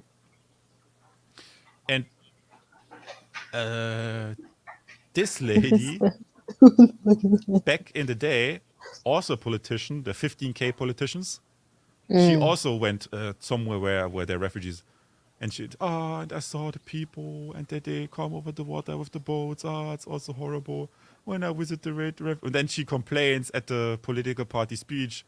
When I visit the refugees, later I was accused of being too emotional. Exactly, because she was fucking emotional. Yeah. But the way she said it is like, it's unfair, don't accuse me. And then she goes right into blame mode. And she particularly pointed at Bavaria, because Bavaria, traditionally more conservative, some people in Bavaria voicing their conservatives' opinions, and they should be ashamed of themselves. Our Christian values, not helping the refugee, it's inhumane. It's like bullying. Whoa, there's nothing to do with our values. Whoa. And then she pounds on the table, something like this, in her feminist raging anger. Right. Totally ignoring all these warnings. Right. Emotional. We have to help. We have to help. Guilt tripping. How can you guilt? And this is like disgusting. How come Christian values? is she now in charge of telling everybody what Christian values are? I'm not religious, but I find Right. it offensive Right, as you should. because It's like some crazy bitch with multiple, illegitimate pregnancies and lives off of government assistance claims conservative values. It doesn't fucking make sense. They the can't way change the definition of the way I conservatism. rationalize it to myself is if you bring in that many people, millions of people, and you assume the responsibility of taking care of them. Bitch, if you want to do this, be my guest. Pay it for it yourself and do it in your own household. But Right. they are forcing it on everybody. Yeah. They are forcing it on everybody. Yeah. That's not Well, all right. well, they live in their little gated community, I'm sure. Yeah, 15K, bitch. Yeah. So, and then again, balloons, la la la. And I jeez. mean, can you imagine you come somewhere from some country somewhere? Yeah, from a psychological perspective, that is so fucking unhealthy. Taking away people's agency like that is, And again, Black Pigeon said the Harvard study. It said it explicitly in the Harvard study. Oh my God, diversity is horrible. It's much worse than we thought. And then the study goes on to explain if you have a homogenous society, you have trust, you have security, you have a feeling of community. But the more diverse a society becomes, the common ground gets pulled away under your feet. You have like lots of these different pockets. And the study concluded there is a rapid decline in trust. And it's not a rapid decline in trust towards, I don't trust this Arab person, I don't trust this Mexican person. The trust the study explicitly government. pointed out you also lose trust of your peers. yeah. And then this sense of community potentially is destroyed, which then you don't have this societal cohesion, which then everything goes down the drain. Yep. So, and look how these young men are welcomed. Hi. Welcome to Germany. There's your dating market right there. Yeah. They live in a fantasy. Yeah, they do. I mean, I remember once I was taking a train, and there was one of these girls sitting there, and she had like this button in solidarity with the refugees. No. No human being is illegal. So, but excuse me, if I enter the US illegally or if I overstay my stay, that's illegal. It's just normal. I mean, it's just like rules. Doesn't mean I, as a human being, am illegal. My behavior is not in compliance with the law. That's all it says. And it's like, ugh. So we have a cultural issue with feminism. If that feminism is really that mentally ill, it's not good. We have to re-examine our values and have to maintain sanity. Because if that's, and I think all these programs that we looked at, they will do exactly the opposite to young people. They do. Exactly that. And yeah, that's why I would say this fake economy that they create, the pink swamp, the femconomy, is basically profiting from the destruction. Yep, they are. So we have now seen this flow of these people. They come here, and we have, of course, since we're German, everything has to be organized. So we have a government ministry, the Ministry for Migration. We have a migration ministry, and this migration ministry is coordinating everything. They set up arrival centers everywhere because it's like train load after train load, bus load after bus load, where they have like old army barracks, everything they get their hands on, they put these centers. And then there are quotas, and the people are bused to these centers, and they are shuffled through these centers. So they go into the center, ideally they stay there as short as possible. Let's say a week, and then they are sent off to some community that the community has to take care of them, like some small town or village. So then the government ministry picks up the phone, and then in your small town or neighborhood, your quota is 2,000 people this month. Take care of it. The buses arrive next week or whatever. Yeah. So With the housing shortage. yeah, I mean they have, for example, some of the schools you can't do sport anymore because in the sports, you have the school. And then next to the building where the kids do their sports, this is shut down, emergency shelter. They even talked about confiscating of property.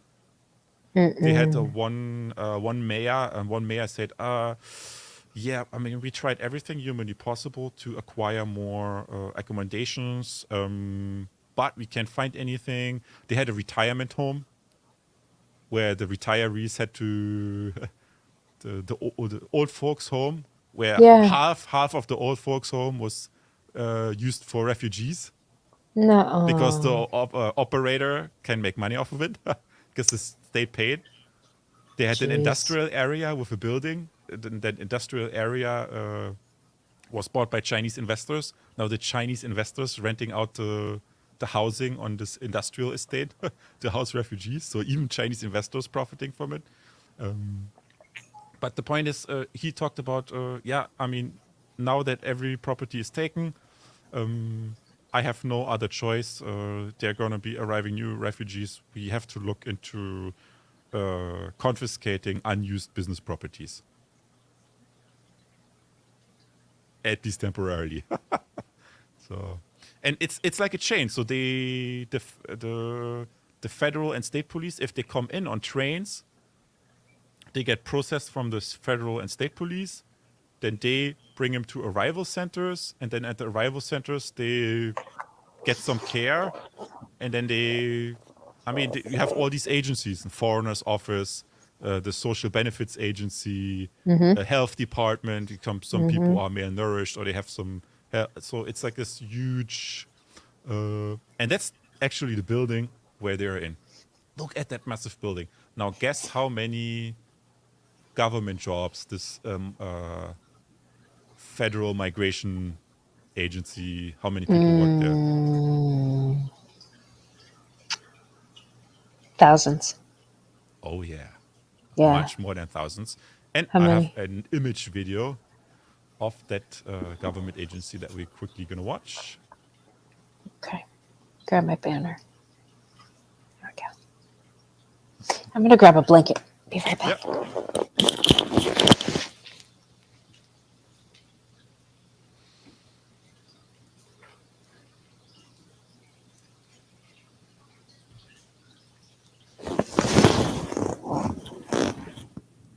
I hope it's visible. Everything's.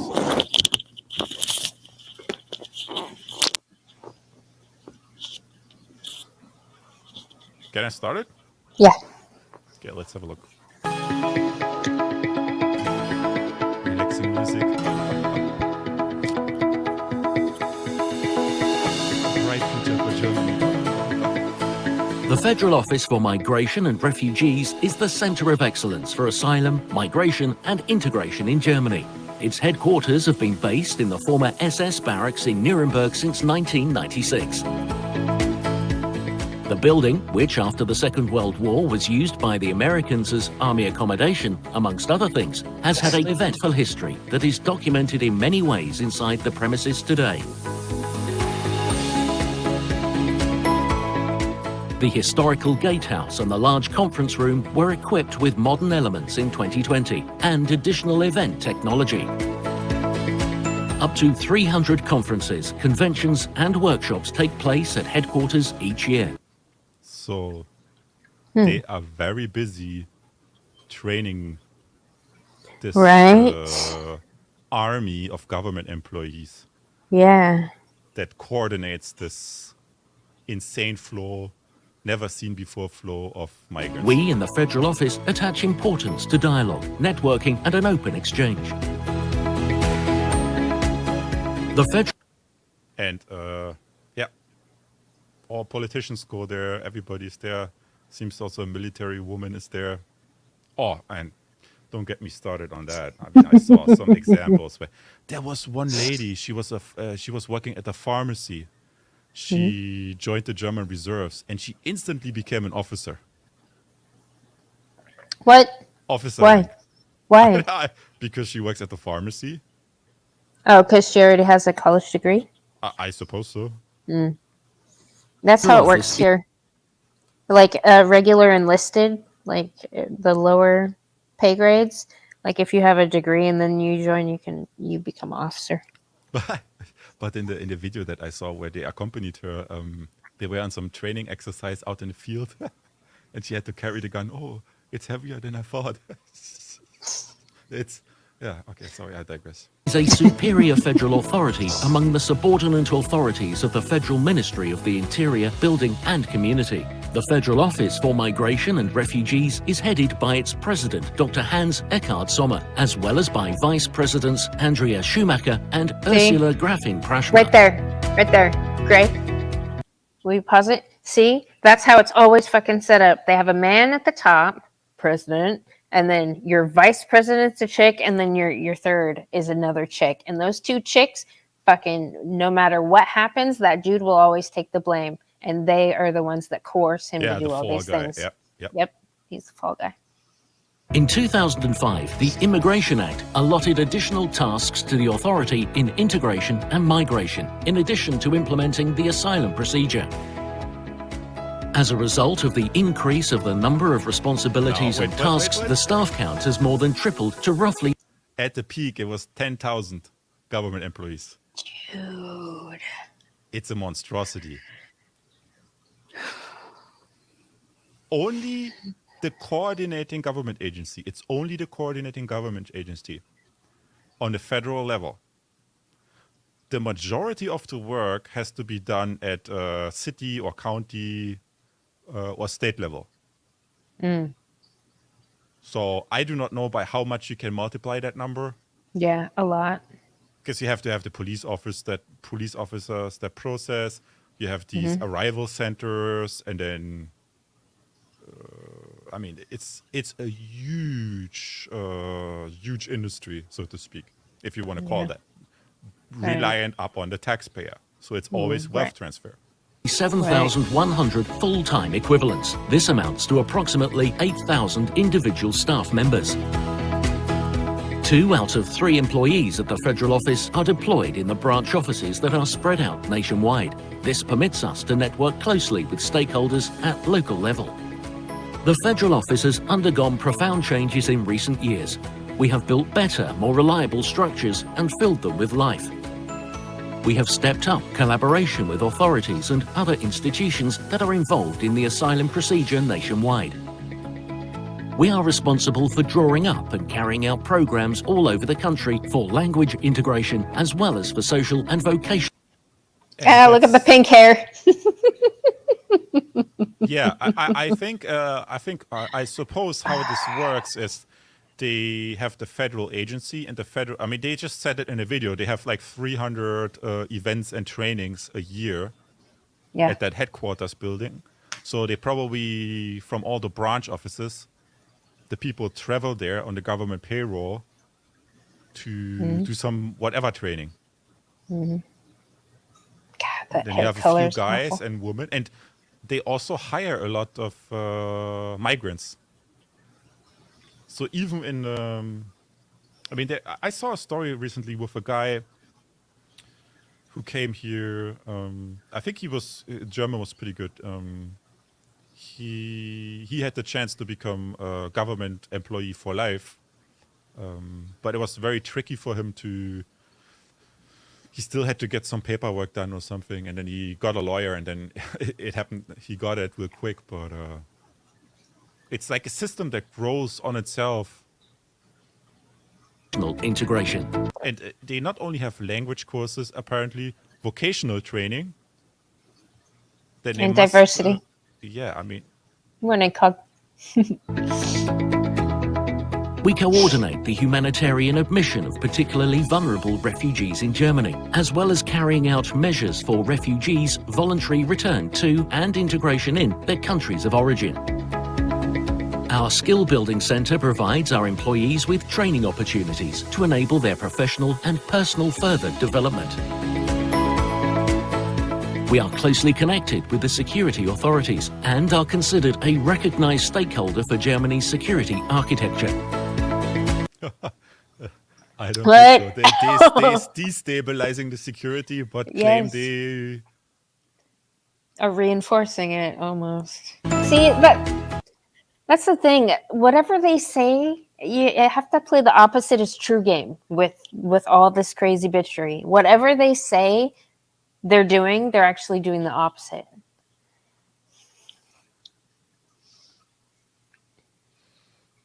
But I'm sure a lot of the guys that work there, even if they would think critically, if they are not totally brainwashed, if they would question. I mean, if you start asking questions, I'm not here to tell anybody how something is.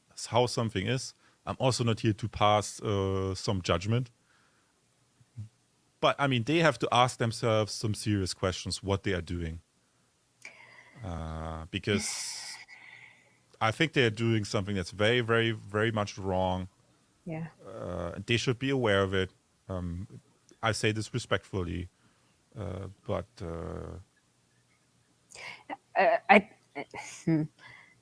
So being around quite a few blue pill people recently, I think these people actually believe that what they're doing is right. but that doesn't make it right.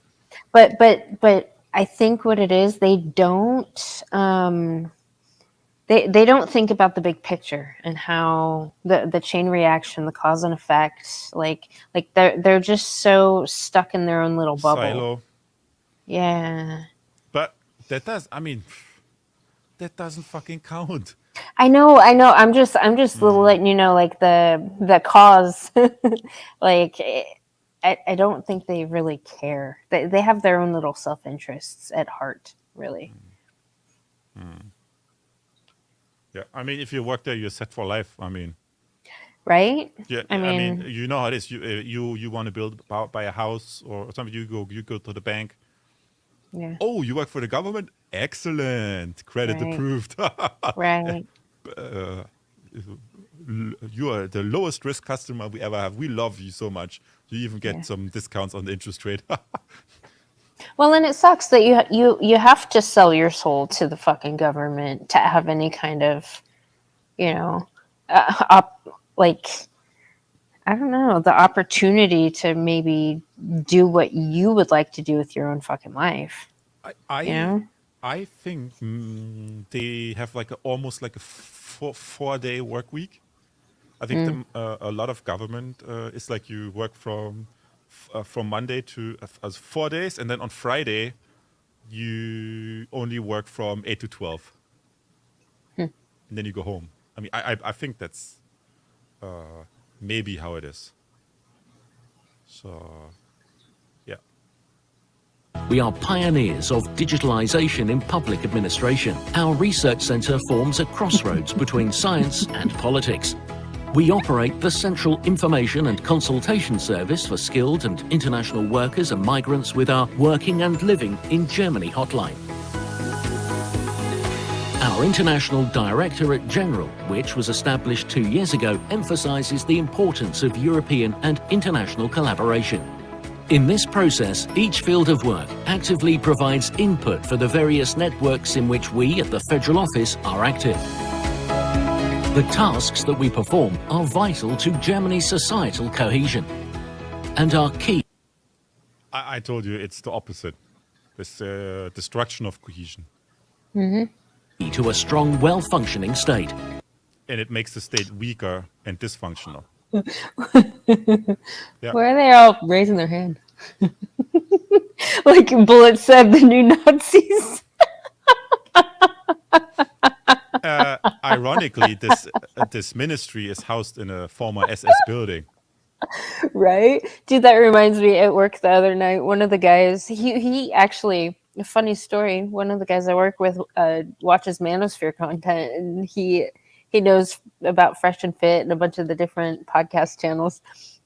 He was, because these dudes are super fucking funny, and he was trying to prove a point, and he was trying to tell everybody to raise their hand, and like just to raise their hand, and me and this other guy did it, and everybody else didn't, and me and the other guy are white. He's like, "See." I was like, "Oh, you're trying to hunt for Nazis." It just reminded me of that. Yeah, the new Nazis.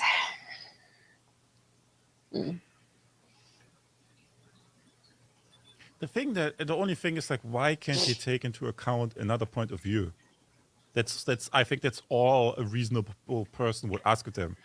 Why don't you look at this other point of view and consider it? Because it's basically just a warning. Because I'm just telling them, look, what you're doing is wrong. Here are the reasons. Why can't you see that? But I think if you would say, oh, you are this, you are right wing, you're that. Oh no, I don't want to hear about this. Oh, well, I mean, if they would be introspective, they would be able to see another point of view. You know what I'm saying?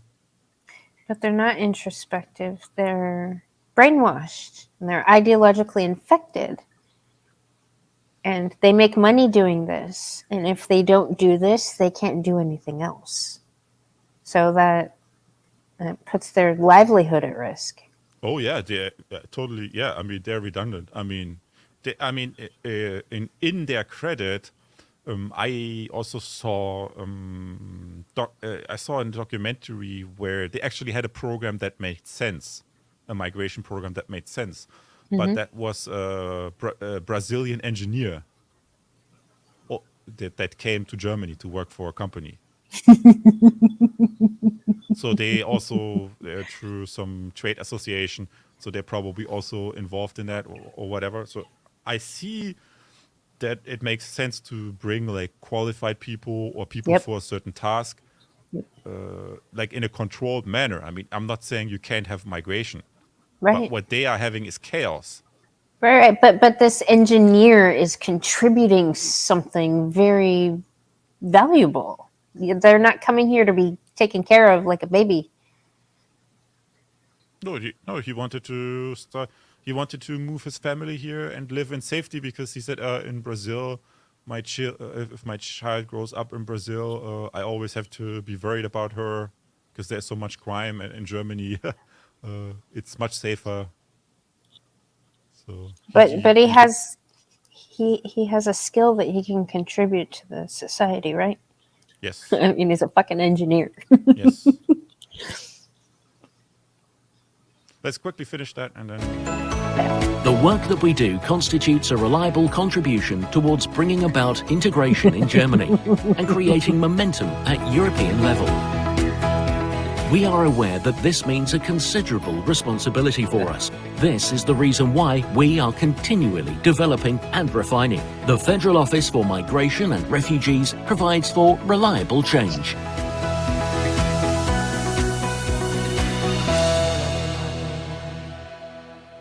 Everything is wonderful. The work that they do as they're painting. Man. So, yeah, that's the German government. It's one agency of many. Yeah. I wonder what ours would be here that would be comparable to that. I mean, it's got to be set up structurally very similar. Because it's done by the same crazy bitches.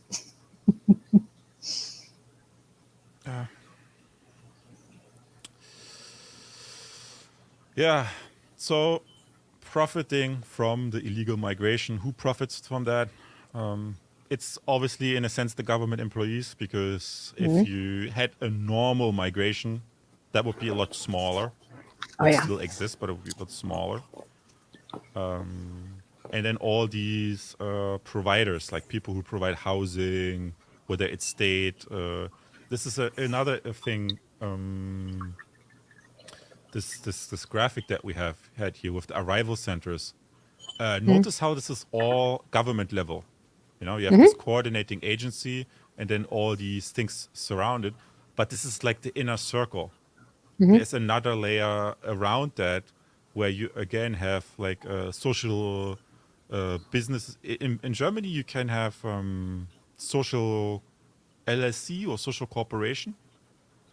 So you can register a business, whether it's an LLC or corporation. But you can claim a tax exempt status if it's for some cause that benefits the community. And basically around this inner government circle are a lot of are all these I don't want to call them roaches, but all the profiteers. Roaches. There's a whole another layer of profiteers. And Yeah. They provide everything, like the integration courses, they provide the accommodation, that they have a warm meal, that they are bused from one welcome center to the whatever. So that's why I kind of doubt this. This is like the long march of the cash flow sisters. And I mean, some of these organizations are kind of church related. I'm not very familiar with. But this AWO is a workers' welfare organization. And I try to look at their financing because they have a separate legal entity. Yeah, I mean, if you have a social LLC, you have a balance sheet. Yeah. You are required to submit the files, and the files are on record, so you can look it up.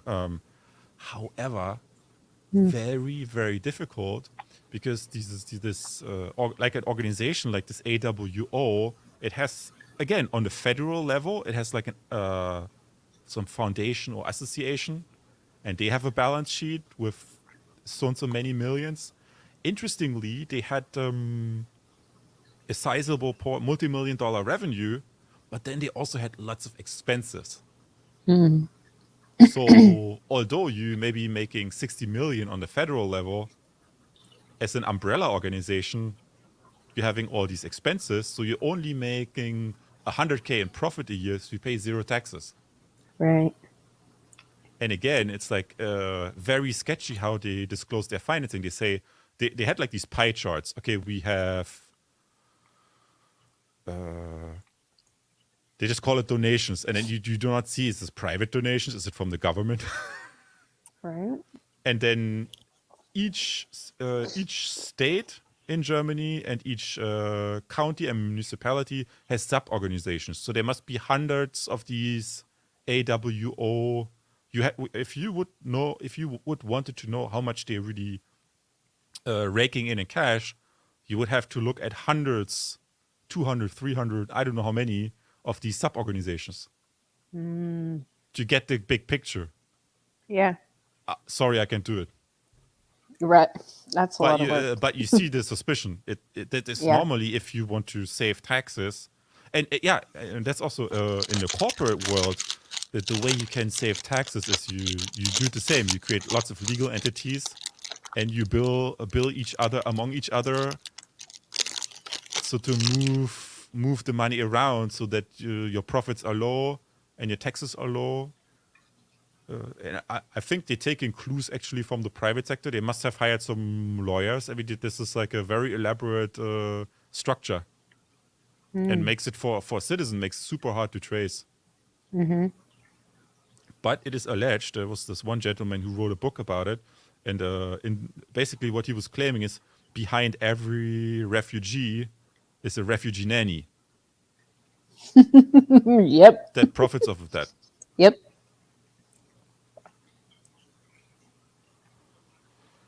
Yeah, it's like the family law So syndicate here in the United States. Same thing. They have an incentive to get this, keep this destruction going, because again, they just arrived. They don't speak the language yet. We have to teach them the language. We have to. They don't have a job yet. We have to give them vocational skills. It's only the husband is here. but the extended family wants to move here too. We have to help him. And I saw there are these the refugee helper ladies. I even saw a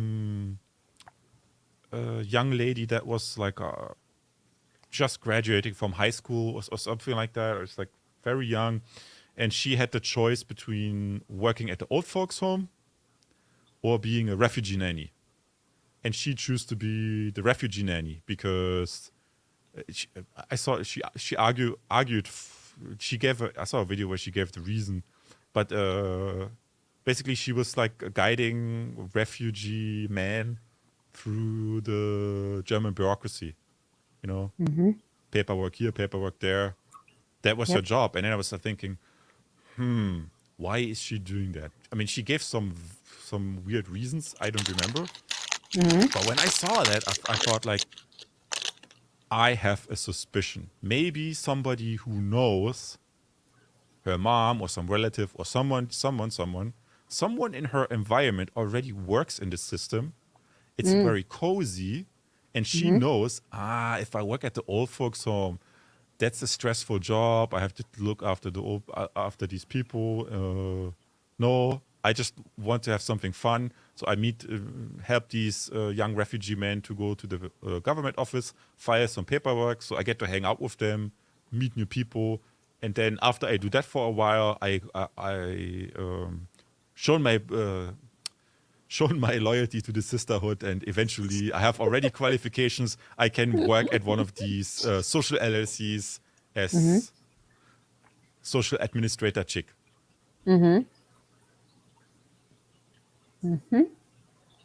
So I actually she didn't say that, but I suspected, oh my God, she's doing this because this is her career path. Yeah. She didn't say it, but that's what I thought. These women are taught that career comes first and foremost, that needs to be your top priority and your focus. So, and they'll pick a career where they're in control of men. They're in a more dominant and authority position over these refugee men. Like, it's weird.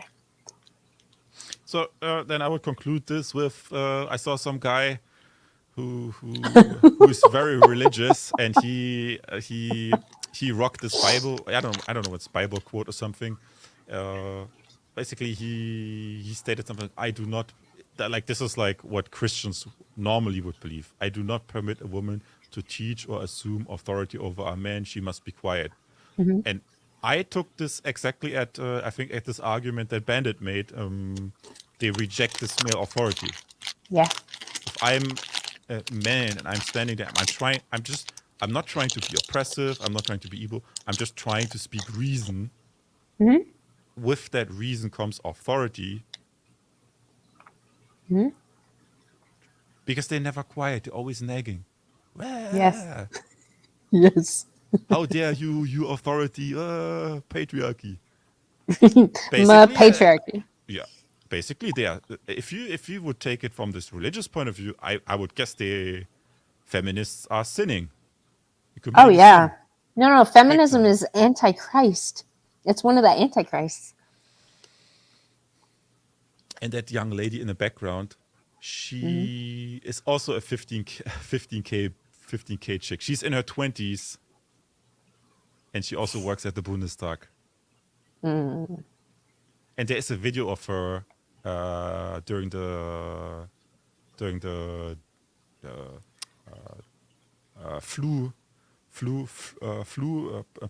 these 2 years, where she just like, I want my freedom back. It's so unjust. These people don't get the vaccine.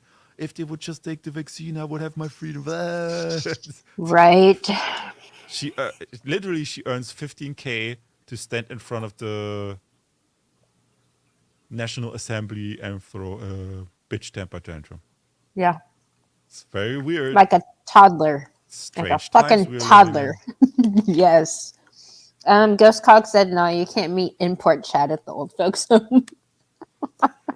So that brings to conclusion my presentation. And I do not know how you are time-wise. It's 2 hours. And But if somebody has questions, maybe I can. Do you have questions, Mandy? No, that's a good presentation. I like that. The problem is there is so much. I It know. doesn't stop. It's endless. I know. And I'm sorry for being part of your great awakening. Because it's like, once you see what's going on, like, you fucking see what's going on.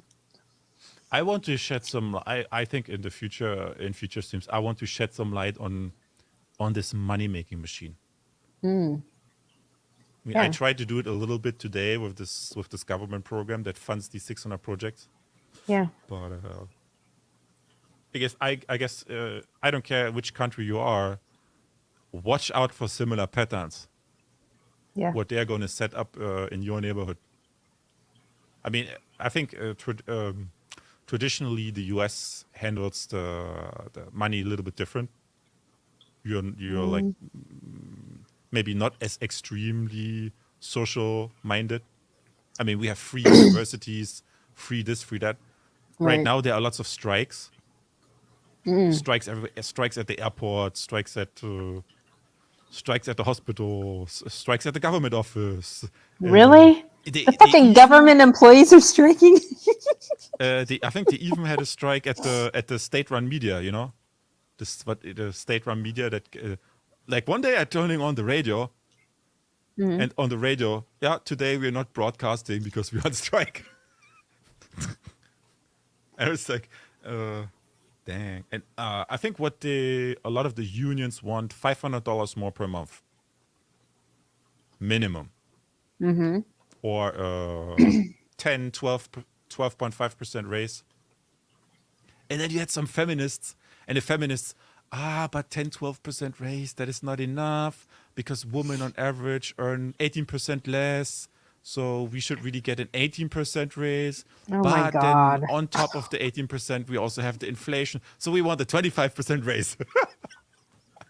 Oh no, that's what. Oh man, I have some clips from this last A&M faculty senate meeting to play. But dude, they're bitching about inflation and how the raises they got at A&M aren't enough for the amount of inflation that's going on in the economy.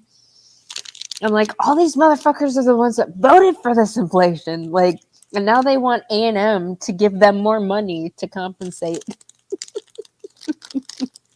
Like, this is fucked up. I just see in the comments, I think Kush says he wants to come up. Yeah, I sent him. Yeah. I take a break for a minute. Yeah, go for it. Yeah, Kush, I sent it on Discord.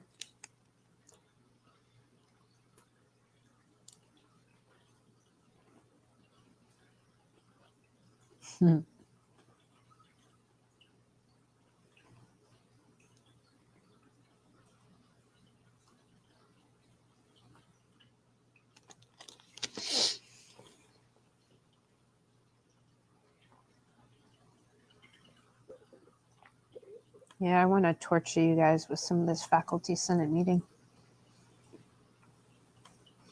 Actually, there's a new guy that I'm rooting for. Let's see, 4305.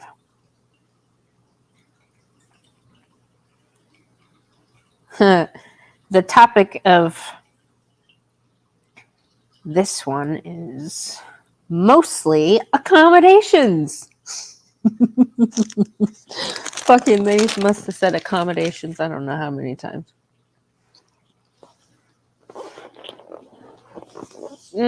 Yes, Ghost Cog. I found the book and I didn't read it because it doesn't come in an audiobook.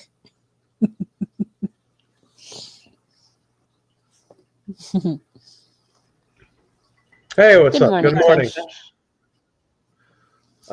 So yeah, I just I've always been fascinated with World War II history. Yeah. What is this movie you were talking about? It was just some documentaries I was watching and things that were the climate in Germany, the political climate in Germany leading up to like the invasion of Poland, a lot of the politics and things that were going on. And Contriver actually got me thinking about it too, because this is something I didn't realize that Berlin was apparently a very burlesque city before World War II, before the takeover by the mustache guy, and that there was a lot of LGBT kind of stuff going on leading up to that.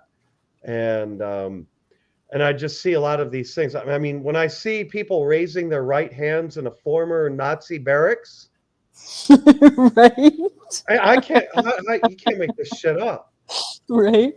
You can't make this shit up. It's literally repeating itself right before our eyes. I mean, it's funny when they. I've been watching a lot of the things that are going on in the Ukraine-Russia conflict, and a lot of the politics going behind that. A lot of the things you just don't hear about. And I remember when I was a freshman in college, a very good economics teacher showed me an American news. I think it was a copy of the Chicago Tribune, maybe. And it showed the front page of the Tribune the day the Nazis and the Germans invaded Poland. And all on the front page was just propaganda bullshit about, just total propaganda, internal bullshit. And then in a very obscure corner, in the very lower right on the front page, in a very obscure corner, was this tiny article, maybe a sixth of a page, that talked about the invasion of Poland. So it just gives you perspective of, what they were, trying to distract, they were trying to distract people from the things that were going on in the world then. I mean, they were trying to, distract people from what was leading up to those things then. I mean, nobody, people were ignorant of what was going on. And fuck, Kush, people are ignorant now. Yeah. Holy shit. I've been immersed in blue pill culture, we'll just call it. Oh yeah. And I'm like, oh. People or they don't care. Maybe they just don't fucking care. I don't know. This is why I run into this. This is why I run into this problem. I said this during a recent stream. There's a reason why I don't watch flame content on MGTOW channels, because I don't need to see people reaffirm to me that the world is stupid. I see it every time I get on a plane. I see it every time I'm in the airport. See it every day at work. I don't need to be reminded of it. When I'm here at home, I like practicing my MGTOW lifestyle, where it is quiet, it is peaceful, and I can watch whatever I want to. And most of the things I watch do not revolve around the stupidity in the world around me. Yeah. Yeah, when I went into work last night, fucking just walking in the door, first thing I saw was this fat ass chick with a little tiny dog in a fucking stroller yelling at a customer service person who's on the phone and helping somebody else because she wanted help right then and there. I'm like, what the fuck? It had to have been her emotional support animal. I was just like, I just bit my tongue and walked off. I'm like, there's no way I could work with the public, man. I struggle. Yeah. I struggle in public. I mean, it's harder and harder for me to stay integrated, or to stay, to be able to integrate. What do I want to say in any kind of communicative fashion with the normies in our society? I find it increasingly difficult to do that. Good morning, Woody. It's made me very much a recluse, and I don't mind being a recluse because of it. That's the point. That's what a lot of people can't get their minds around. Yeah. I don't mind being a recluse. I want to be left the F alone. Yeah. I don't want you shoving your indoctrination down my throat. Yeah. Whatever it is. I don't care what it is. Red pill, purple pill, spotted pill, piss pill. I don't give a fuck what color pill it is. Right. Shove it up your ass sideways, okay? Yeah. I mean, seriously, I want to be a recluse. I'm back. I am Iridium Kush. I am an independent, sovereign thinking human being. Yeah. Period. I don't take pills. Right. And I'm going to go into this in my stream later today. You have one this morning. Did you say 10 I rescheduled Central? it a little bit later because I didn't know how long you were going to go here. So, Okay. Yeah. yeah, I had planned it for tonight, but last night, but I was tired and I wanted to get in a workout. And I've been extremely busy in the real world here with work, and Yeah. I'm traveling all of next week.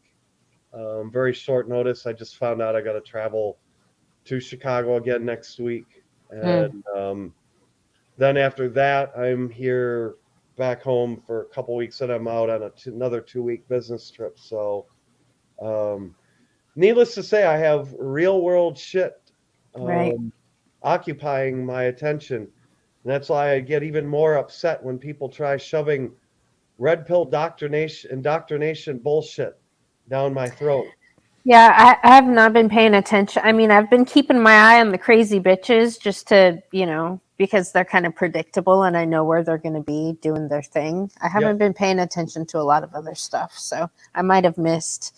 I saw one of your streams where there's just so much stuff brought up, and I have no idea what the hell's going on.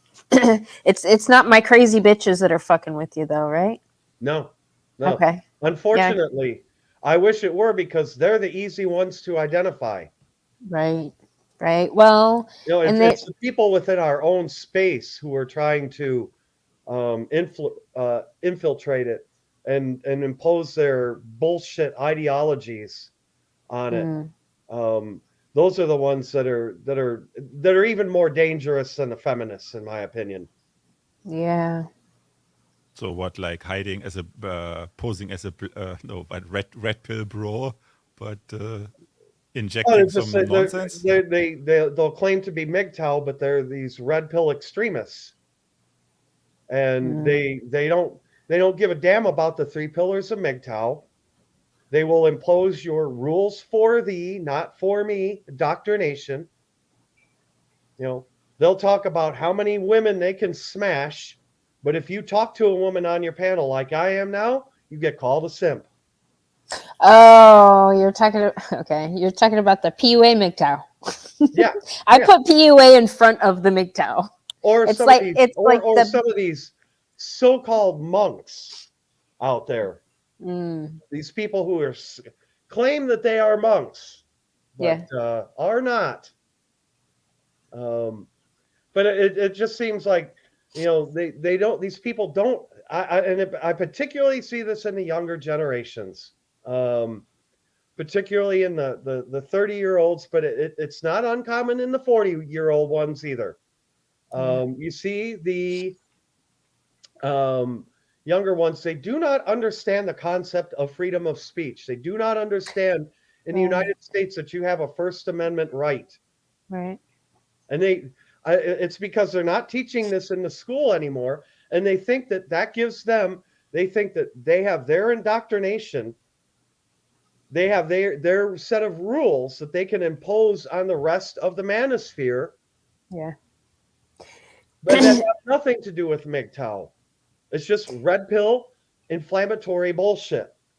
You know what, Kush? Something I noticed about probably the people that you're talking about. The discussions that we have on this channel, not everybody's capable of maintaining that level of. Oh, I know. And so I've seen a little bit of maybe resentment, a little bit. Like, because I know, like, from the crazy bitch end, like my crazy bitches, they're massively resentful. They want to be part of this, and they can't be, like, because we're not all inclusive here. They're too stupid. I know. So I've noticed a little correlation there. Yeah. Oh no, it's there's a component of stupidity involved in it very much. Yeah. Some of these people are utterly incapable of having these kinds of discussions. Yeah. And so they don't understand it, they don't appreciate it, so their only recourse is to attack it. Well, and they also don't have anything to bring to the discussion. Nope. So. Exactly. All right, gents, I need to potty again. I'll be right back. All right.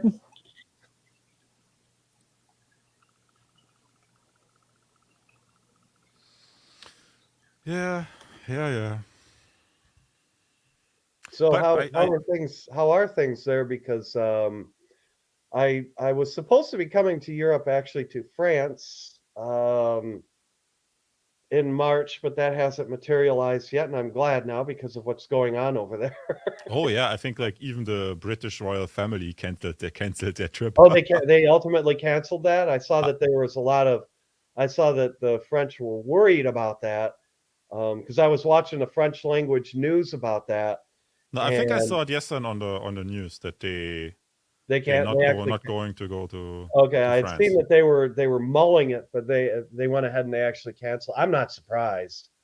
Um, but I laugh at it too because the news is blowing that up. I mean, And, the French, they are really violent. They had like some really nice old building with a massive wooden door. I don't oh know yeah, the whether town hall at Bordeaux, everything is. they burned it down. Oh, they don't Holy fuck moly! around. I've worked for the French company for 25 years. They go on strike all the time over there. This is an extreme case, I agree, but this is nothing uncommon in France.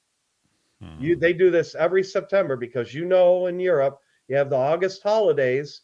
Everybody in France goes to the French Riviera in August. They don't want to come back to work in September, so everybody goes on strike. I've seen it. I see it all the time over there. And I remember the last time I came there, I flew into Amsterdam on KLM, and I flew from Amsterdam to Lyon. And I remember when I flew, it was in, was it in, it was in Lyon. Yep. It was in Lyon because they couldn't bring my luggage out because the luggage workers were on strike that day. So I had to go to my hotel, and our company, I can't dox the town, but it's a town, a good solid 2 hour drive from the main city of Lyon. And so I had to wait till I had to wait till the end of the night, till they came off strike, till someone at the airport could transport my luggage to the hotel. Because they were on strike, and they were all just pissed off because somebody made a slight dispute in their contract. The French are super hyper sensitive to that. And my French colleagues have been telling me this problem has been going on for years about raising the pension age, because the government of France is going bankrupt because they set that retirement age so low at 62. Yeah, and imagine And the Germany. reason why Macron is going around the parliament is because the parliament has been passing the buck on this for decades. And it's finally coming to a head now. They're out of money. And now they got to do something. And parliament's just been, nobody wants to take the political hit of dealing with, considering changing that retirement age. So now they're backed into a corner where, they have to go around parliament so that they can, keep the government running. Yep. So, even the news there, the world news, they're telling you half the story. They say, oh, Macron's just going around parliament. Whoa. Well, there's a lot more that led up to that. I have a solution. What's that? Fire all the feminists. Every job that a feminist is inhabiting, I'm pretty sure is non-essential personnel. I just remember, like, I think from a few years ago, the images like they protesting somewhere. What a the yellow vest protest, and they're protesting, and then they have like a German car, like a Porsche, and they Right. totally wreck that car. They totally wreck it. And I'm like, oh no, what if that would be my car? I worked for this for so many years. I saved up, I bought that car, go on a trip to Paris, and they just wrecked my car. Ooh, it better be good insured. I mean, oh.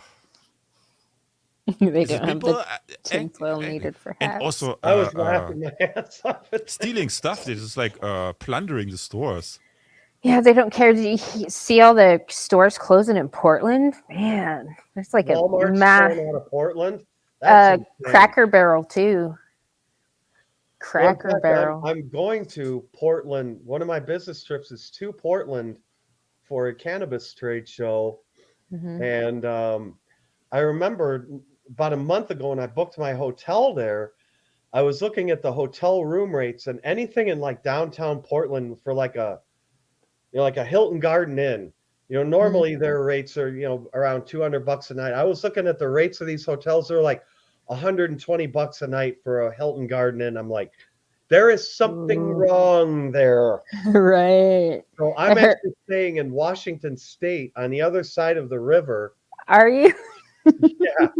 Well, it's right because Portland's right at the border with Washington State, Yeah. and the convention center is actually right across the river from the state border with Washington. So I got like a hotel, a Hilton hotel on the Washington side that had a rate that was commensurate of what I would consider a safe area to be Yeah. in. Well, the further you can stay away from Seattle, the better. Oh yeah, I've heard about Seattle too. Yeah. Yeah. So I've never been to Portland before, so I'm curious to see what that's like. Mm. So I can't wait to see the streams from Portland. At all the graffiti. I'll be streaming next week. I'll be doing road streams. Sweet. Not as many next week because I'm going to be doing a lot of technical stuff on site, and I'm going to be pretty exhausted. So that's going to depend a lot on my mood. Mm-hmm. As well. When I do the trade shows, it's one thing because that's pretty easy work. That's just doing booth work. But if I'm on site at a plant, that's a different ball game. I'll put it that way. You gotta be on your A game for a long time. I always have to be on my A game. I consider that I'm always have to be on my A game, but it's I have to be more technically focused. Yeah. Well, I have this faculty senate meeting. Would you guys mind if I tortured you with some clips from that?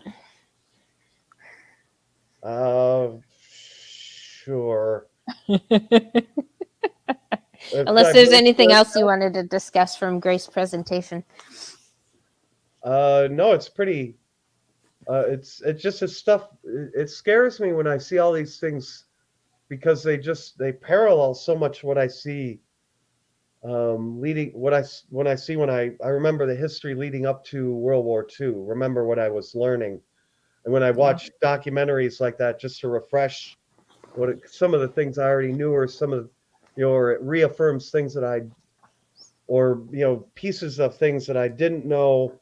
And then when I hear them, they just terrify me when I think about, wow, that sounds very similar to stuff that's going on today. Would you mind give something specific? It sounded very. It's just like the politics, like saying like Ukraine, Russia. Us portraying the Ukrainians as these ultimate good guys all the time. And they're not. They're that regime. They're thugs. I mean, they're thugs, and the Russians have good reason to be upset, in my opinion, about having the Ukraine become a NATO nation on their back door. Yep, I agree. It was all these kinds of concessions. Like in World War II, you saw these concessions that were made constantly, and these kinds of things, and you see a lot of these parallelisms, these concessions that are being made about, this territory is Russian, this territory is Ukrainian.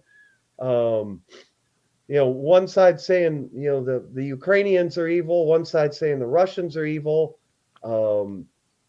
I think there's a lot of, we all know about the financial stuff that's going on behind that.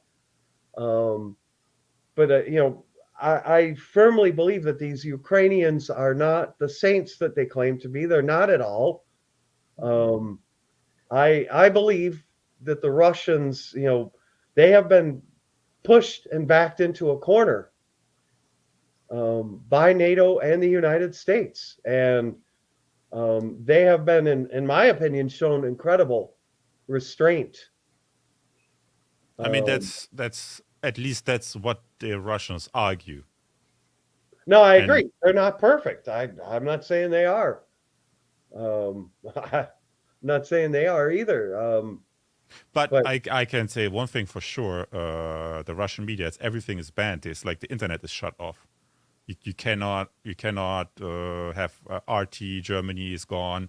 You cannot go to the website. You have certain. It's like they just erased Russian media from the internet.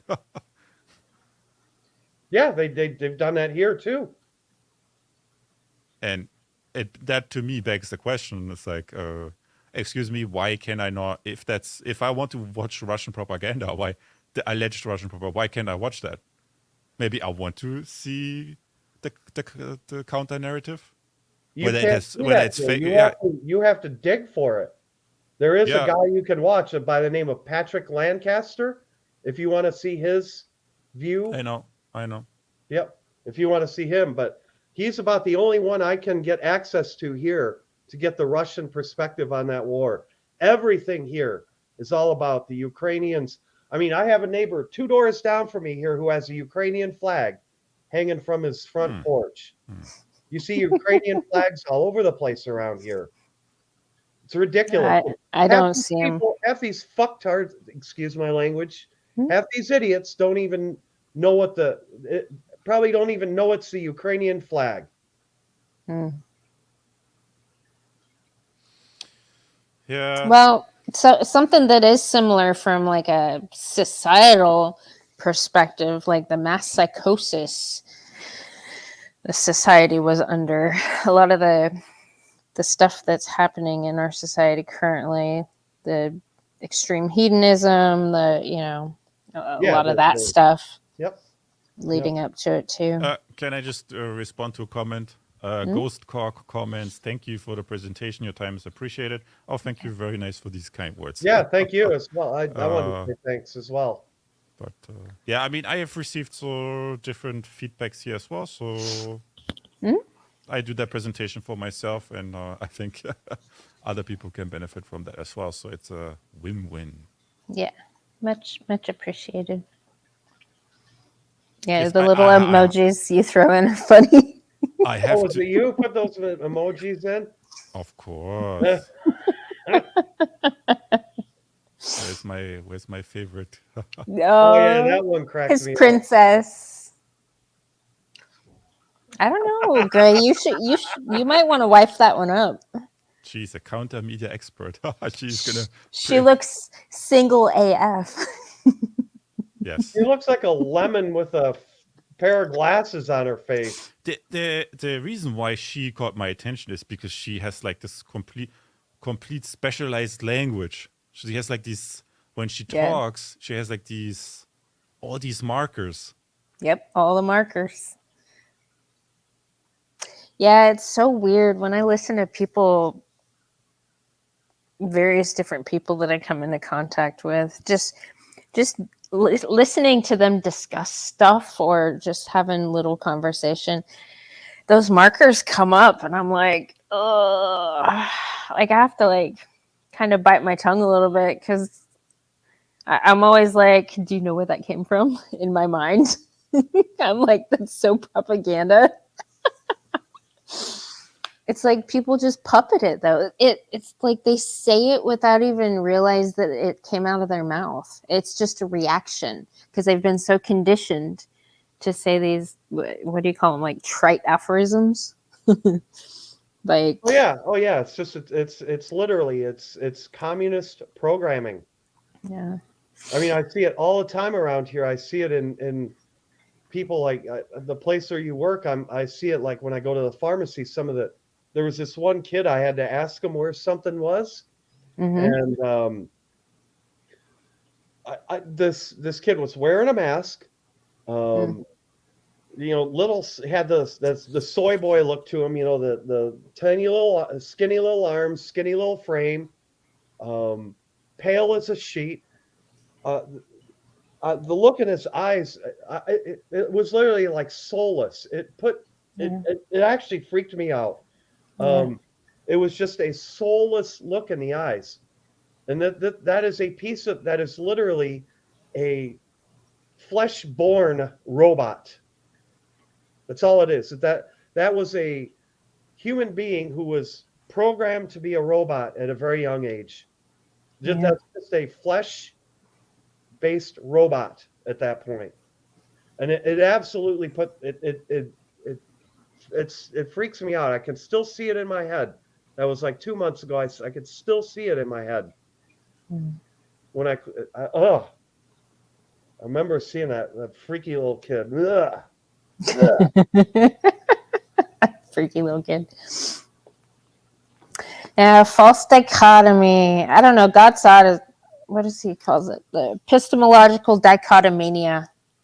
It's mentally ill. It's like black and white thinking, us versus them. Yeah. Like if you're not on my team, you're the bad guy.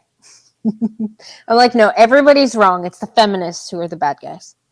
Because guess what? These crazy bitches are in all the fucking groups, and they're pushing people to war with the other groups. I understand too in history that a huge contingent of the Nazi parties were feminist type women, were feminist leaning women. Yeah. And there's some of the worst death camp operators in the death camps were women. Yeah. I mean, they're horrific. I mean, I've watched horrific documentaries about that. That's why I talk about these parallelisms. That's why I don't take these feminists lightly. They are absolute monsters. Yeah. I mean, her website is called Enemy Analysis, so you can go to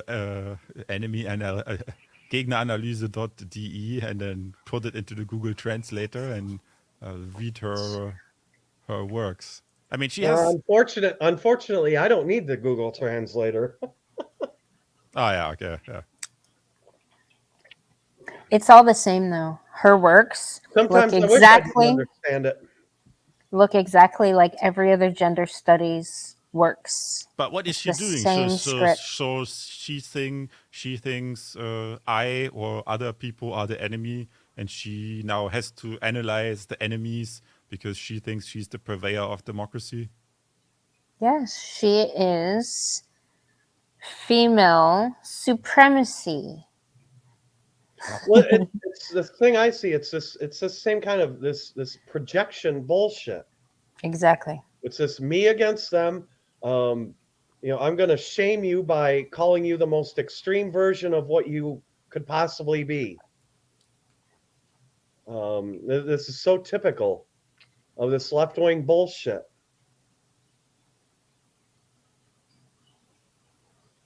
I mean, you say left wing, but it's on the right too. There's plenty of these crazy bitches on the right. Oh yeah, it's just as bad. Like I said, some of the worst Nazi death camp. Yeah. Ones were women.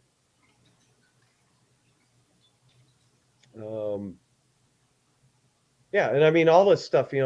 All these things that she claims, like hostile to democracy. This is the typical bullshit. They'll claim that their opponents are hostile to democracy, but actually they are. Right. By the way, Gray, have you played with the Chat GPT at all? Oh yes, I had conversations with it. It was interesting, but I think it has changed since then. Really? Yes. Is it less feminist? Because when I was talking to it last time, I was doing it harm or something. No, it was always pro-feminist. Okay. So Chat GPT is a feminist. I mean, the way I understood this, how these programs work, is you can put the program on a computer farm, and the computer farm, if you have lots of computing power, you can train it like as if it's trained into the future. So because basically it builds like this representation of the content that you feed it. Yeah. But this takes certain. It's like as if the AI has an age. So if you want a very aged AI, you need lots of computing power, and then you have like a version from that. I'm trying to figure out how to feed it some common fucking sense. I mean, if Hey guys, I am gonna drop out. I'm gonna right, go back Kush. to the chat because I'm gonna make myself some breakfast. Okay. Thanks for coming up and sharing. I mean, I will be listening. Okay, Kush. All right. Have a good day, and thanks for the thanks for- presentation, Gray. Oh yeah, That was thanks very good. for the. Thanks. Yeah, no problem. Have a good day. Gute Nacht. Yeah. I asked it about manga. I asked it about the manga. It knew about the manga. Yeah. I asked it about the Battle Angel Alita, the manga. Uh-huh. There's like some scientist that walks around and he finds this robot head, this Alita, and he puts it onto a robot body or something, and then the Alita goes onto a journey. And I just asked, oh, do you want to become cyborg? Or no, I don't. I asked it about the Steve Jobs company or about Next Computer. Because when Steve Jobs was leaving Apple, he had like Next Computer. And Next Computer, they were building this automated production line with Steve Jobs called it the machine to build the machines. Where they built this black Next Cube, where some guy at CERN bought this Next Cube and basically invented the internet on it. So I asked the AI about stuff from the history, but it was obvious she had gaps. The AI had gaps. The information only reaches so far back. So if I read something in a book and the AI doesn't hasn't captured that, and it did also approximations. So it would answer stuff, kind of like knowing that's not correct, but trying to answer it in an approximative way.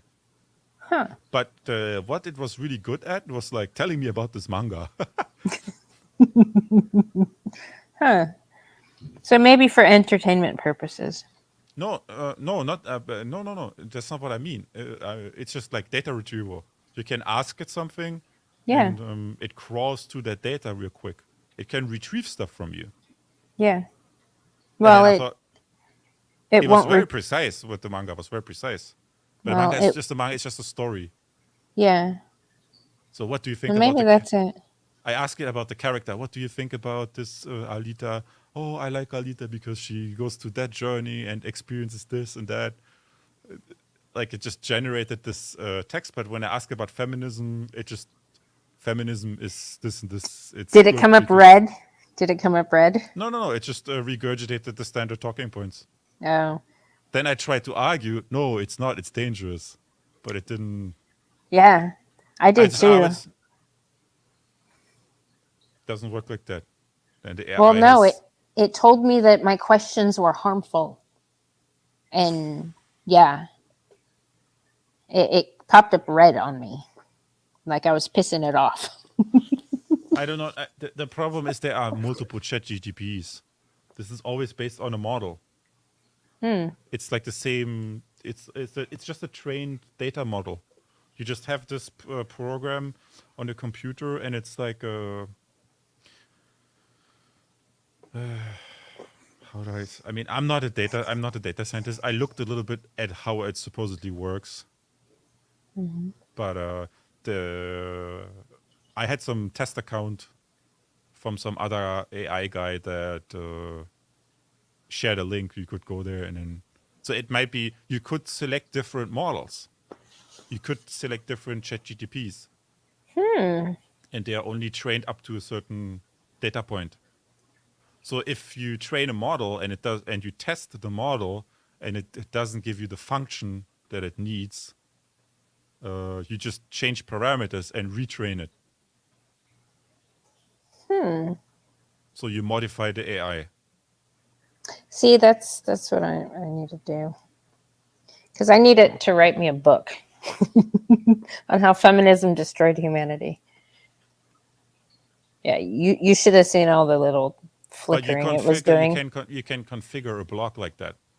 Like a I know. technical admin who reads that, who doesn't like that, he can probably insert like a block, like a variable to block it. Yeah. And then the AI is just going to say whatever. Yeah. So basically, you're using the AI as your mouthpiece. Yeah, I have one client that he's a professor up at A&M, and he said that he suspects a couple of papers that have been turned in have been generated from there. He's like, there's just a certain, how did he say it? There's a certain way it talks that leads me to believe that he has like 3 papers, I think, from this semester that he's suspicious of.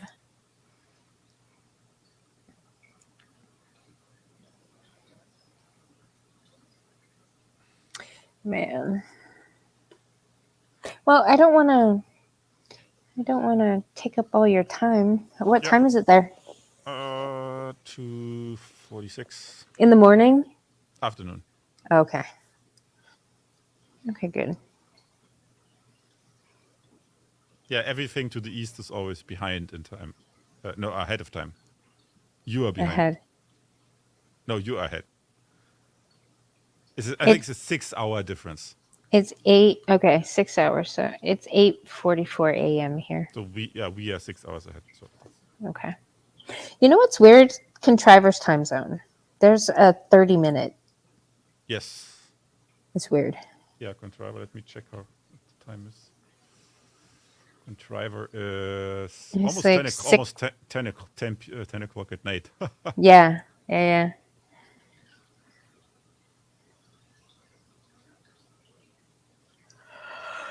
So yeah, I think that's okay. I appreciate everybody listening in. I also appreciate that you appreciated this. Yeah. The guys in the comments, and it's the least that I can do.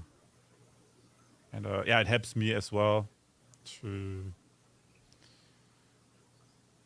be grounded in reality and don't go crazy.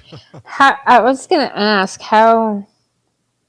what are your coping mechanisms for staying grounded? I had moments when I was putting this together. I was very angry.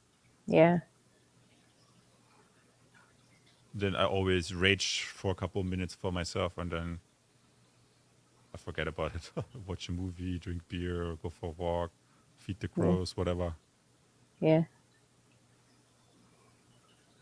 I mean, I do not surround myself with this all the time. In a Yeah. sense, sometimes I think it's also funny. Sometimes it's funny. Yeah. It's a mixture of emotions. It's like, and what I have to say, it's also interesting because you see the mechanics, and it's like, wow, man, they're really raking in the cash with this thing. Where was this cash flow graphic? This is actually smart. They have their sisters in the government. The government writes these programs.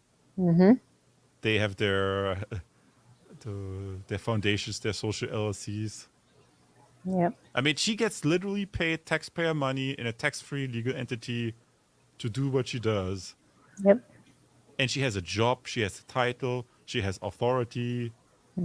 Probably at some point she might be advising someone in the government when the government wants some expertise. Hey, what did your studies conclude? I mean, we funded it through our program. Where are those red pill bastards? Right? How do we neutralize them? Those extremist right-wing misogynists. And so she probably is going to rise through the ranks in whatever she's doing. Yeah. And so this has to grow. It always has to grow. I mean, if they bring in new people, they have to. Well, they have to brainwash the people first Like they have to convince these young women that to take up this opportunity to do this other thing. You know, to put in, you know, to go all in on this and make that their life's work, which is the really fucked up part, because they're like Texas A&M. The like different departments host like middle school camps in the summer, you know, to get more girls in STEM. And it's like girl only camps and shit. Middle school.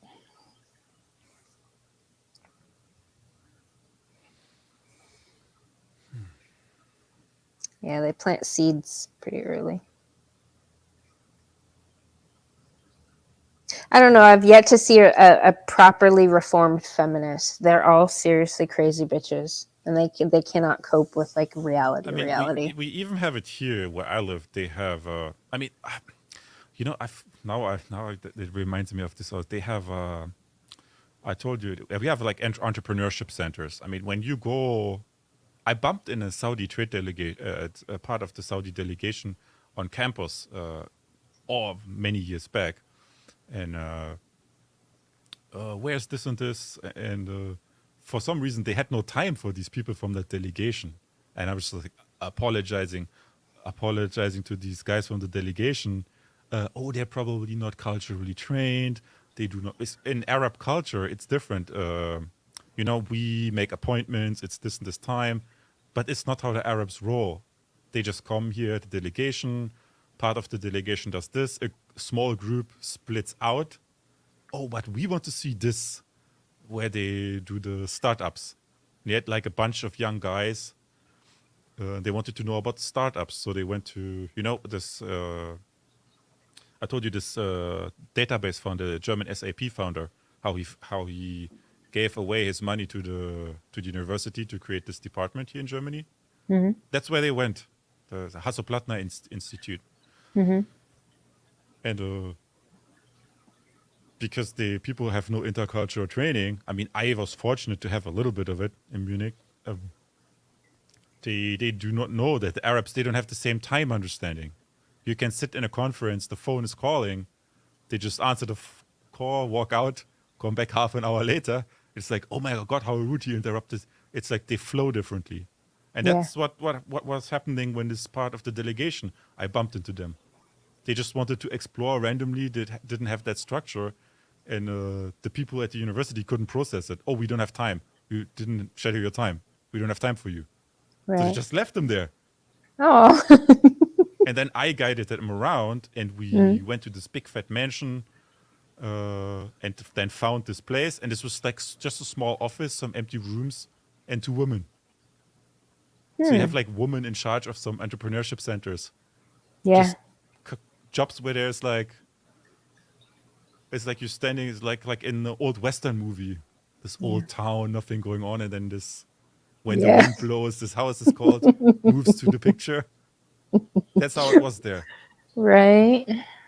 Huh. And yeah, in Berlin they have this. I think I also mentioned they have the where you can get money for starting a business, like 60K for free or something like this. And then, but of course you have to apply, and of course the women have already created another. I know you can have a registered comradeship. It's also a legal entity. You don't have really? that yeah, it's a legal entity, a registered comradeship. Huh. It's owned by all the comrades together.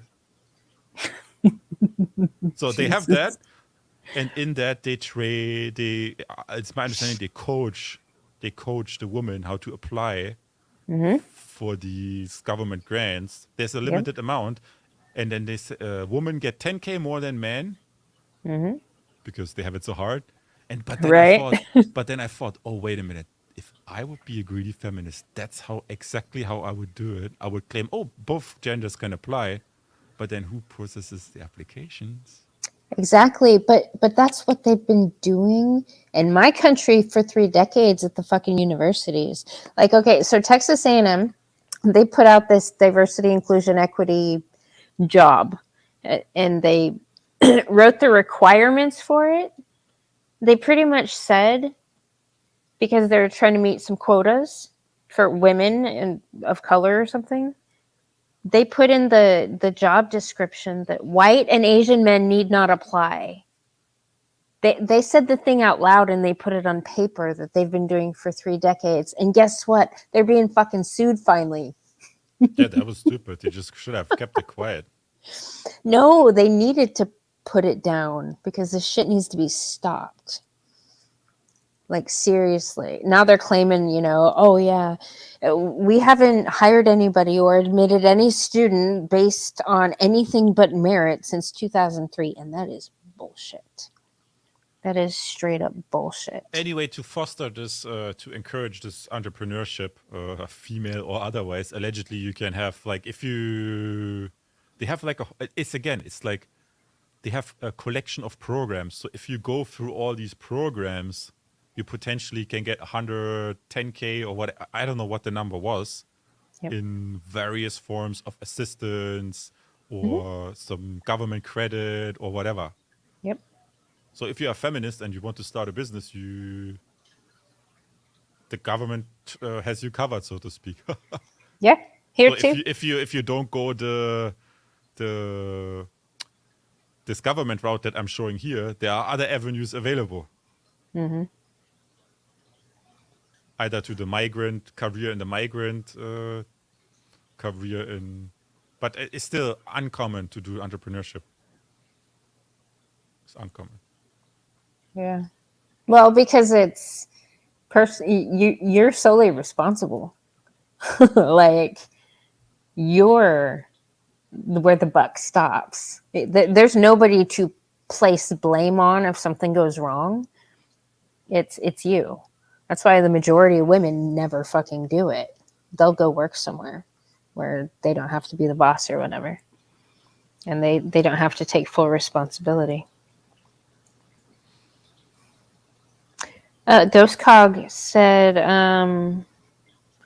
not sure how many people are, I think, red-pilled there. Your thoughts, Gray? Many or few in Germany? How many are red-pilled? Yeah. How many guys are red-pilled in Germany? Yeah.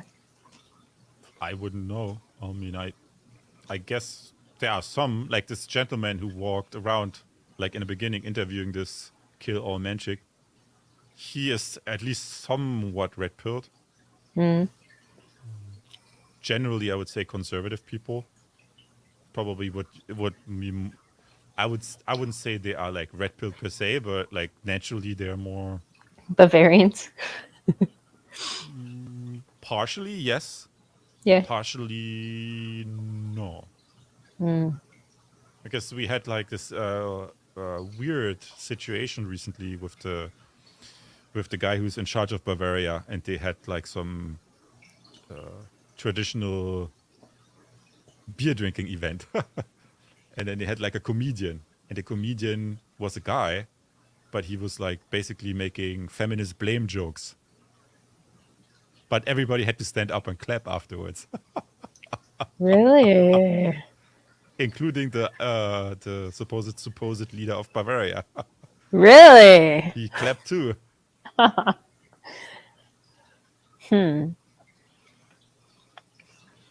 Ghost Cog is asking about your origin story. I think he kind of went into it a little earlier.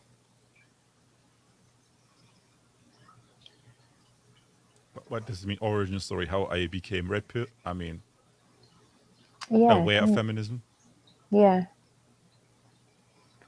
Yeah, so discovering first the red pill content, these various red pill people, noticing, oh my God, here, entrepreneurs in cars, Kevin Samuels. I've never heard about something like this. And then accidentally bumping into Mandy. And then all these other people also showing up here. So it's like a community effort, so to speak. Yeah. And what's sad about Kevin Samuels, I think someone said that Samuels actually had a vision. It's very sad that he died because he had this vision what he all wanted to create. Yeah. By the way, welcome back, Contriver. Yes, I'm back from a long, long walk.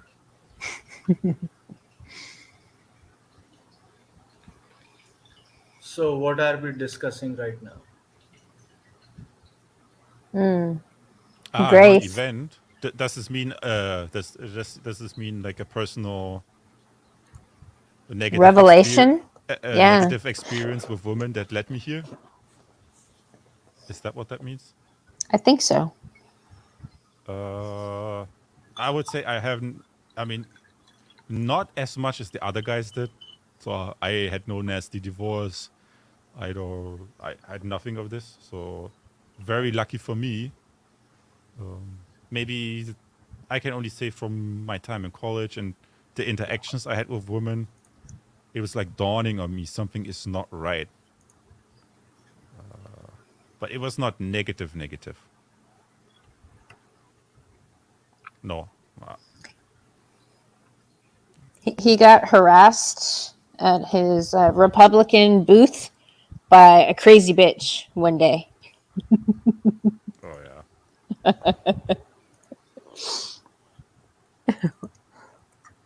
That was negative.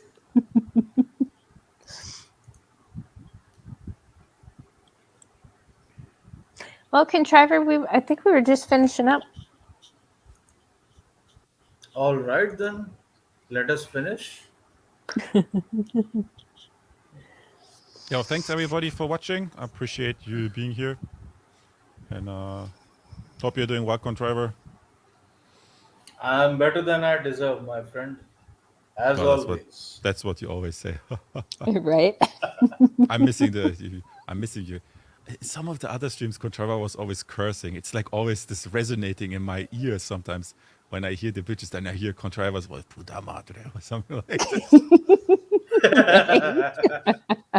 Perra loca puta madre. Yeah.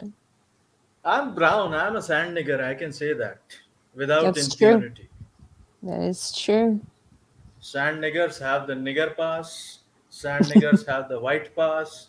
Sand niggers have the brown pass. Sand niggers have all kinds of passes in the world. Yep. I mean, it is my beige privilege. Just quickly reminding Contriver, Yes. the woman who runs the foreign ministry, she wants to make all the development aid. I mean, I assume India gets some development aid. No, not Germans. When did this happen? German foreign minister or which minister? Annalena Baerbock. She Hello? announced. Yeah, the German foreign minister. She announced that that all the development aid is to become like feminist conform. They call it gender budgeting. Oh yes. Oh yes. Annalena Baerbock. Yes, yeah. Just Right? Google German foreign minister. Yes, yes. So development aid to India. They want to make it agenda. I have to look it up. I saved it somewhere, but they call it gender budgeting. I've never even heard of something like what there is gender budgeting. Oh, you have not been in Canada for quite a long time, so I would tell you what it is. It is based on the reproductive organ of the person. If it is a man, he is going to die in a cold, sub-zero, freezing temperature, just like in Canada, in Alberta, and elsewhere. It is minus 50 degrees Celsius, and apart from all the carbon taxes and this, that, and the other, women get all of the chunk of the lion's share of the budget. That is for a housewife, that is for women empowerment, that is for good mother, have you heard about this? When I was in Alberta State University, there used to be a subject in JD degree called cyber feminism. No. Oh, yes, there is actually. And I find it quite amusing that it is all based on castigating one gender and, giving a free pass to the other. And that Well, is the basis of this gender budgeting as well, because it is all about providing free subsidiaries and subsidies to women for starting a business, entrepreneurship, this, that, and the other. But the ones who are actually running the industry, the ones who are actually like Bombardier and all these companies which are running Canadian industries, are the ones who come under the microscope as to how many women there are, how many this, that, there are. And in the end, what happens is that is the it culminates into bankruptcy of Silicon Valley Bank. It is the story of every other corporation, business conglomerate in the world. mm, So India is not immune to it, even if she is giving. Hold on. By the way, I want to share screen as well.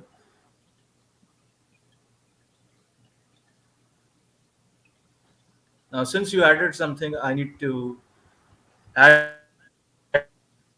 Yeah, you can shut it. You can shut it down, right? The slides here. Uh, yeah, no worries. Damn. He's got that third world country Why is internet. my are three people actually watching YouTube right now. My father, me, and me. So that is why third world country privilege. Yes, it is my third world country privilege. Now take it. Okay, so this is German Foreign Minister Annalena Baerbock visits India amid differences in Berlin over China. And the synopsis is ET was the first to report that Baerbock is planning to visit India after the German Chancellor visited Beijing. This is the first major ministerial visit from Germany to India since Olaf Scholz became Chancellor and the Russia Ukraine war. Senior ministers from France and UK have been regular visitors to India. Hey, so where is the full story? Come on, guys. Don't do this. It's also funny. I think she also complained about Japanese toilets. She went to Japan too and noticed that the toilets are heated. And then she said, "Oh, this Lena is yeah so," because she's like Bear. this eco minister. She's from the Green Party. Oh no, the heated toilets. That's not really necessary. It uses too much energy. Shaming the Japanese for their toilet. Oh man. Hey, green toilets are necessary. I would tell you why. I would tell you why. Because green toilets are necessary because they are very easy to make and very easily biodegradable. So I think that is a thing. Yes. So this is Financial Express, Saturday, March. Uh, okay. So this is from December 5th, 2022, Financial Express. This is Indian newspaper. Uh, in the okay. So this is the controversy you were saying, Gray. Is this the controversy? No. No, the Watch this. controversy. No, it's that's the point. There is no controversy. Oh It's yes. just Oh yes. internally in Germany. They had in Germany two women had a press conference. From now on, all the development aid, no matter India, Africa. I mean, the countries pay development aid, and they said, "Oh, we cannot give money to countries where men are in charge because then the men just use it for manly things. We have to make sure it is gender budgeted so that when we give development aid to another country, it's not to the disadvantage of women.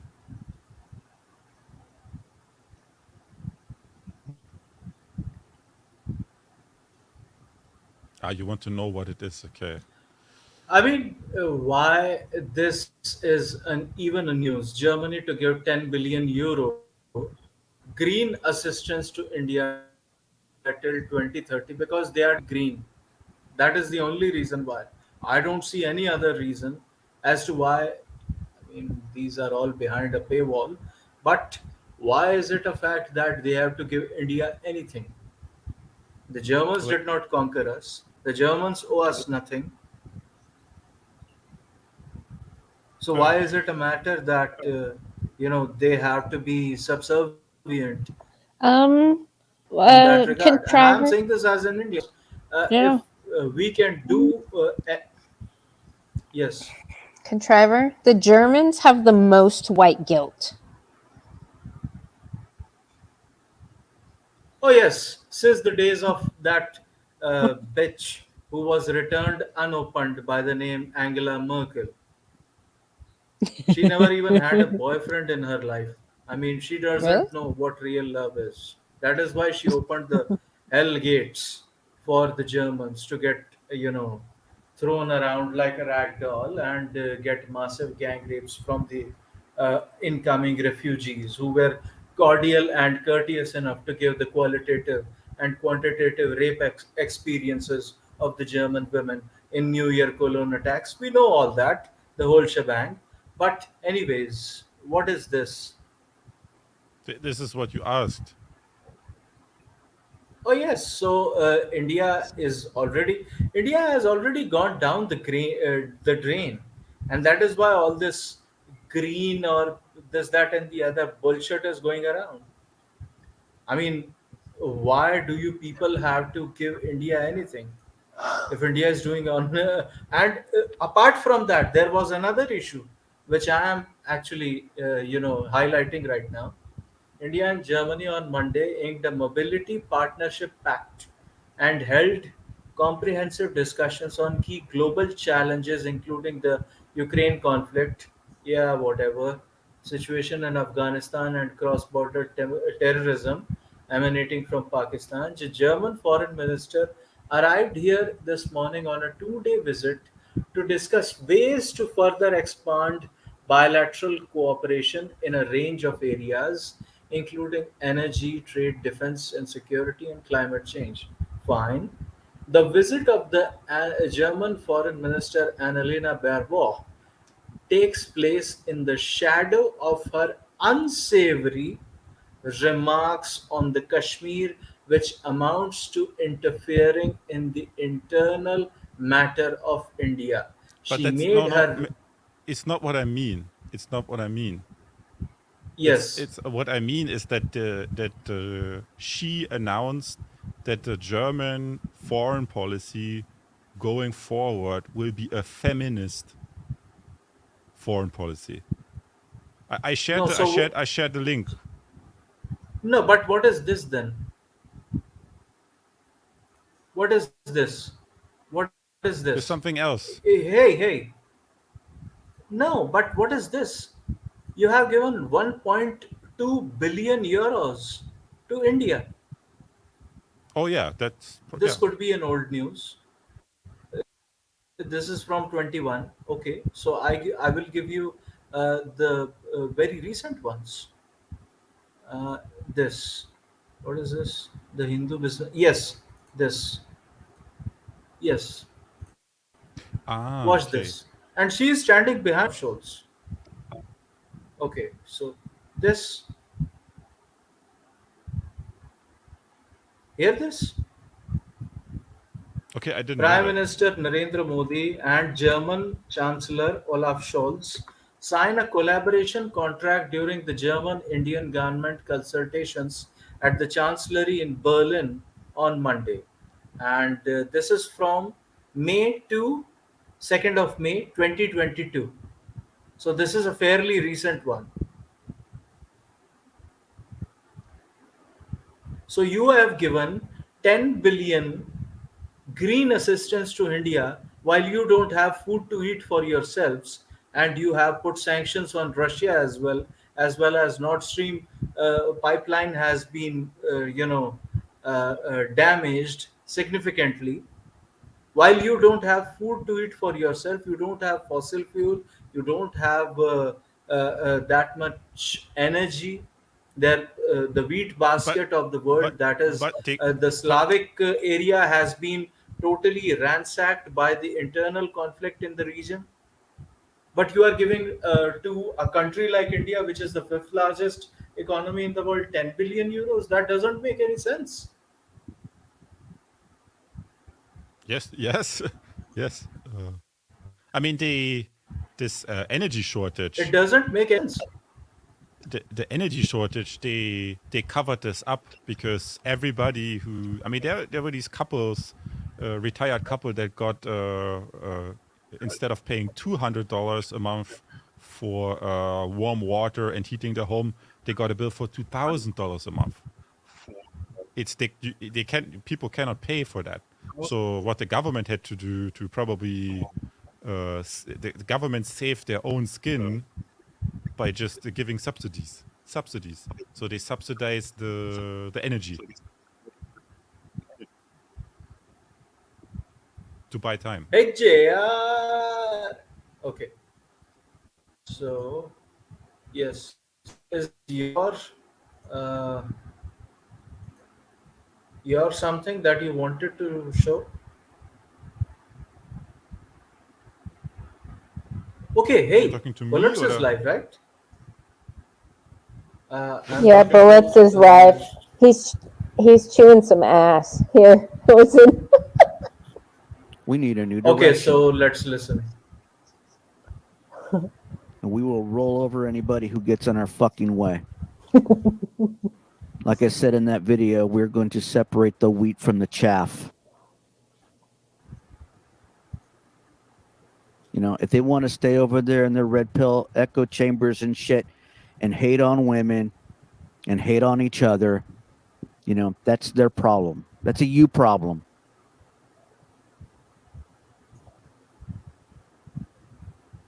You know, meanwhile, any woman that wants to come up in my chat or on my panel, more than fucking welcome.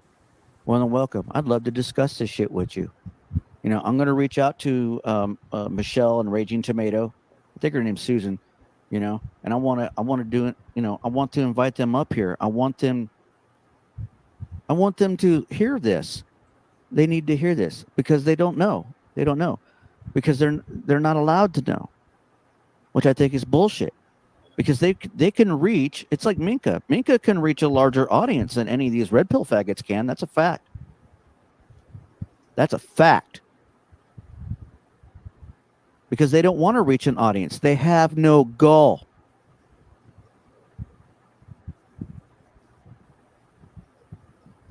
I have a goal. I know you gentlemen have goals. You know, the money making streams that Iridium and Bandit are doing are having a huge impact and setting the example of what, you know, MGTOW mentorship is about. It's about bettering your life, giving yourself a financial path to meet whatever goal that you set for yourself. Good Mother, good morning, is over on her channel and giving a platform for men who don't have one.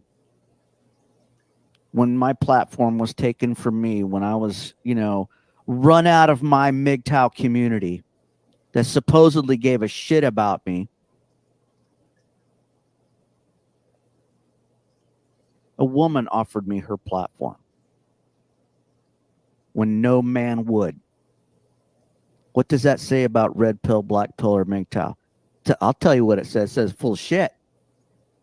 A lot of these people are LARPing and duping others into some ideology and doing their damnedest to keep these men isolated from sharing the MGTOW lifestyle with the fucking world and giving men an out, giving men a takeaway, giving men a goal, giving men father figures and mentors and somebody to look up to.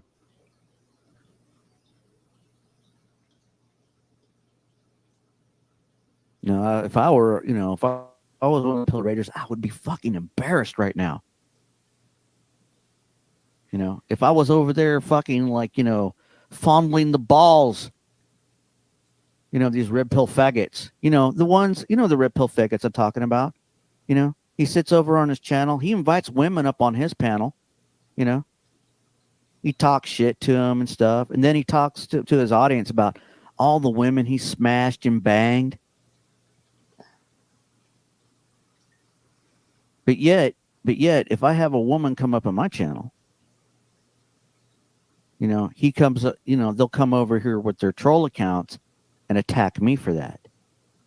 You want to talk about a fucking hypocrite, island hermit. Yeah, I don't know what's going on. Oh, what they have developed a disagreement? I don't know.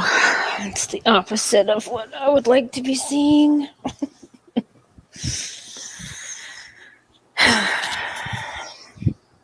Anyways, I don't know. So, Anyways. So the question remains that why you Hmm. have given a 10 billion euro payoff to India. I mean, Mandy says, and not you, Yeah, good mother. You yeah, are good Gray. mother. You are not Gray. Mandy. You are a man. Explain yourself. Explain Germany. I would. I do not know, but maybe if sometimes German companies, if they, let's say, they want to do projects, I don't know, energy infrastructure, some project, maybe to lower the price or to be more competitive, they at the same time they give like subsidies, so that I don't know. I mean, I would be surprised if they just. That would be very stupid if you just give the 10 billion for just hand them over for nothing. It would be much smarter if it would be tied to some business project somehow. But I don't know. I do not know the specifics.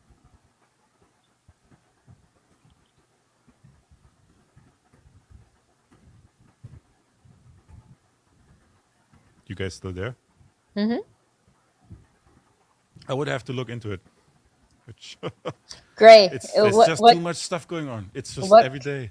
what Contriver's really asking is why are you allowing the feminists in your country I'm not allowing nothing. To But pay that 10 has billion nothing to do with euros to me. our country, which feminists would be receiving in our country. Right. That's all it is. You're wait, Contriver, why are your feminists extorting money off the backs of the white guilt-ridden German men?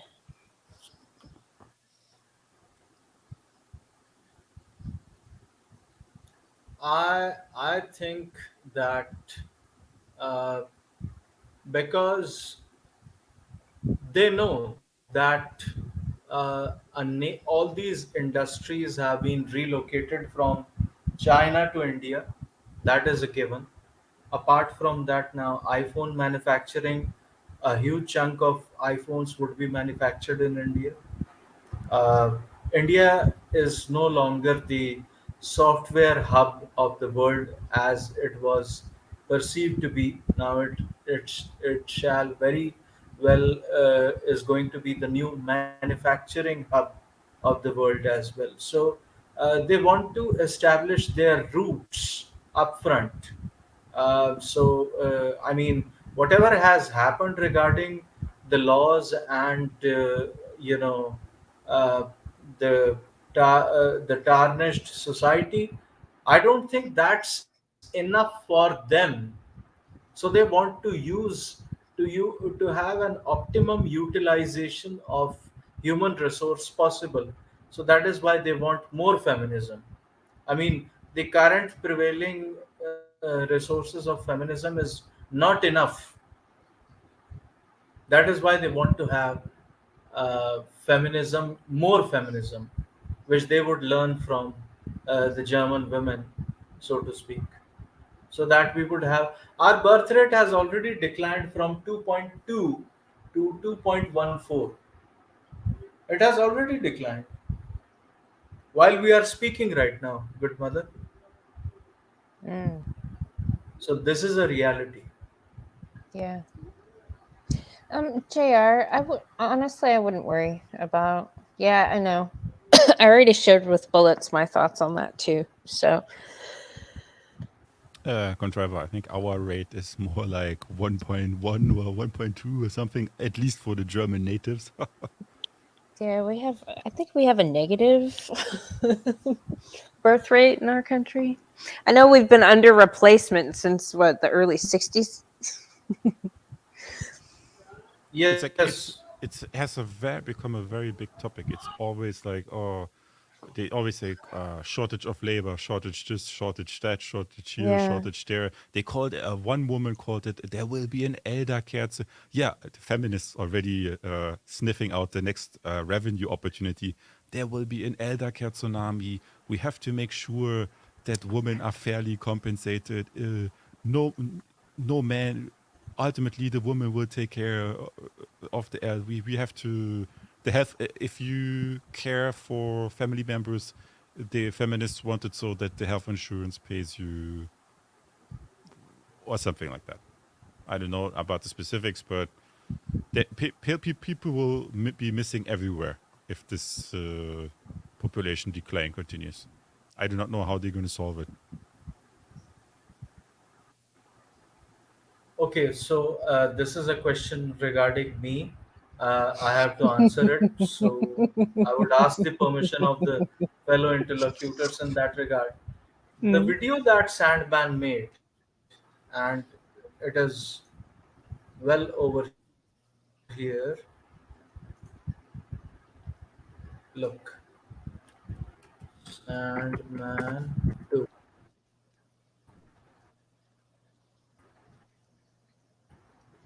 Ah,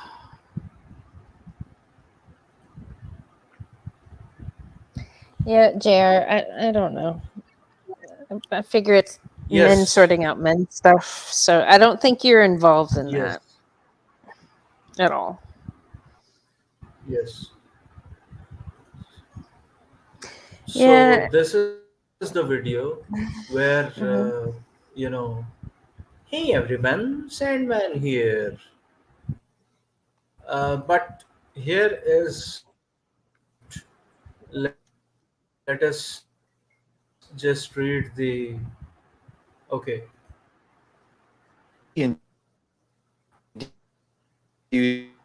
Marrying a white hoe gladly accept.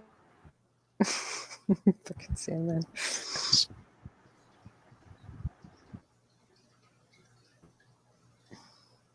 Contriver your internet, dude.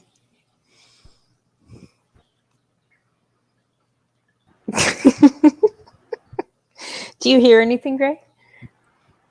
No, I just a little bit borging and now it's silent. okay, now. Okay. It's Just a that third second. world Just country internet. let me remove it. Let me stop screen. You want me to play it? Exactly. It is that damn third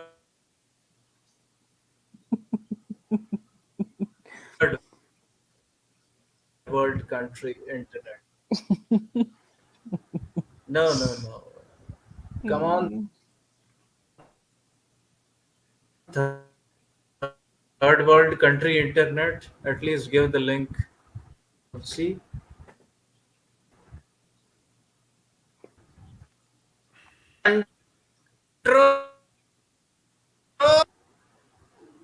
Okay. This is the control V. Okay. Has it come? Yeah. Yeah, I hear you, Okay. JR. I think Bullets trying to Bullets is working on something separate. So I'm observing what's happening and I'm making I don't know how to explain it. He wants to try to talk to him. So he has an idea that he thinks might work. So I fully support him on that. I'm just gonna be there for backup. So and if You these are crazy already a bitches get out of backup. pocket, Okay, Robo yeah. Contriver. Okay. Okay. Let's see.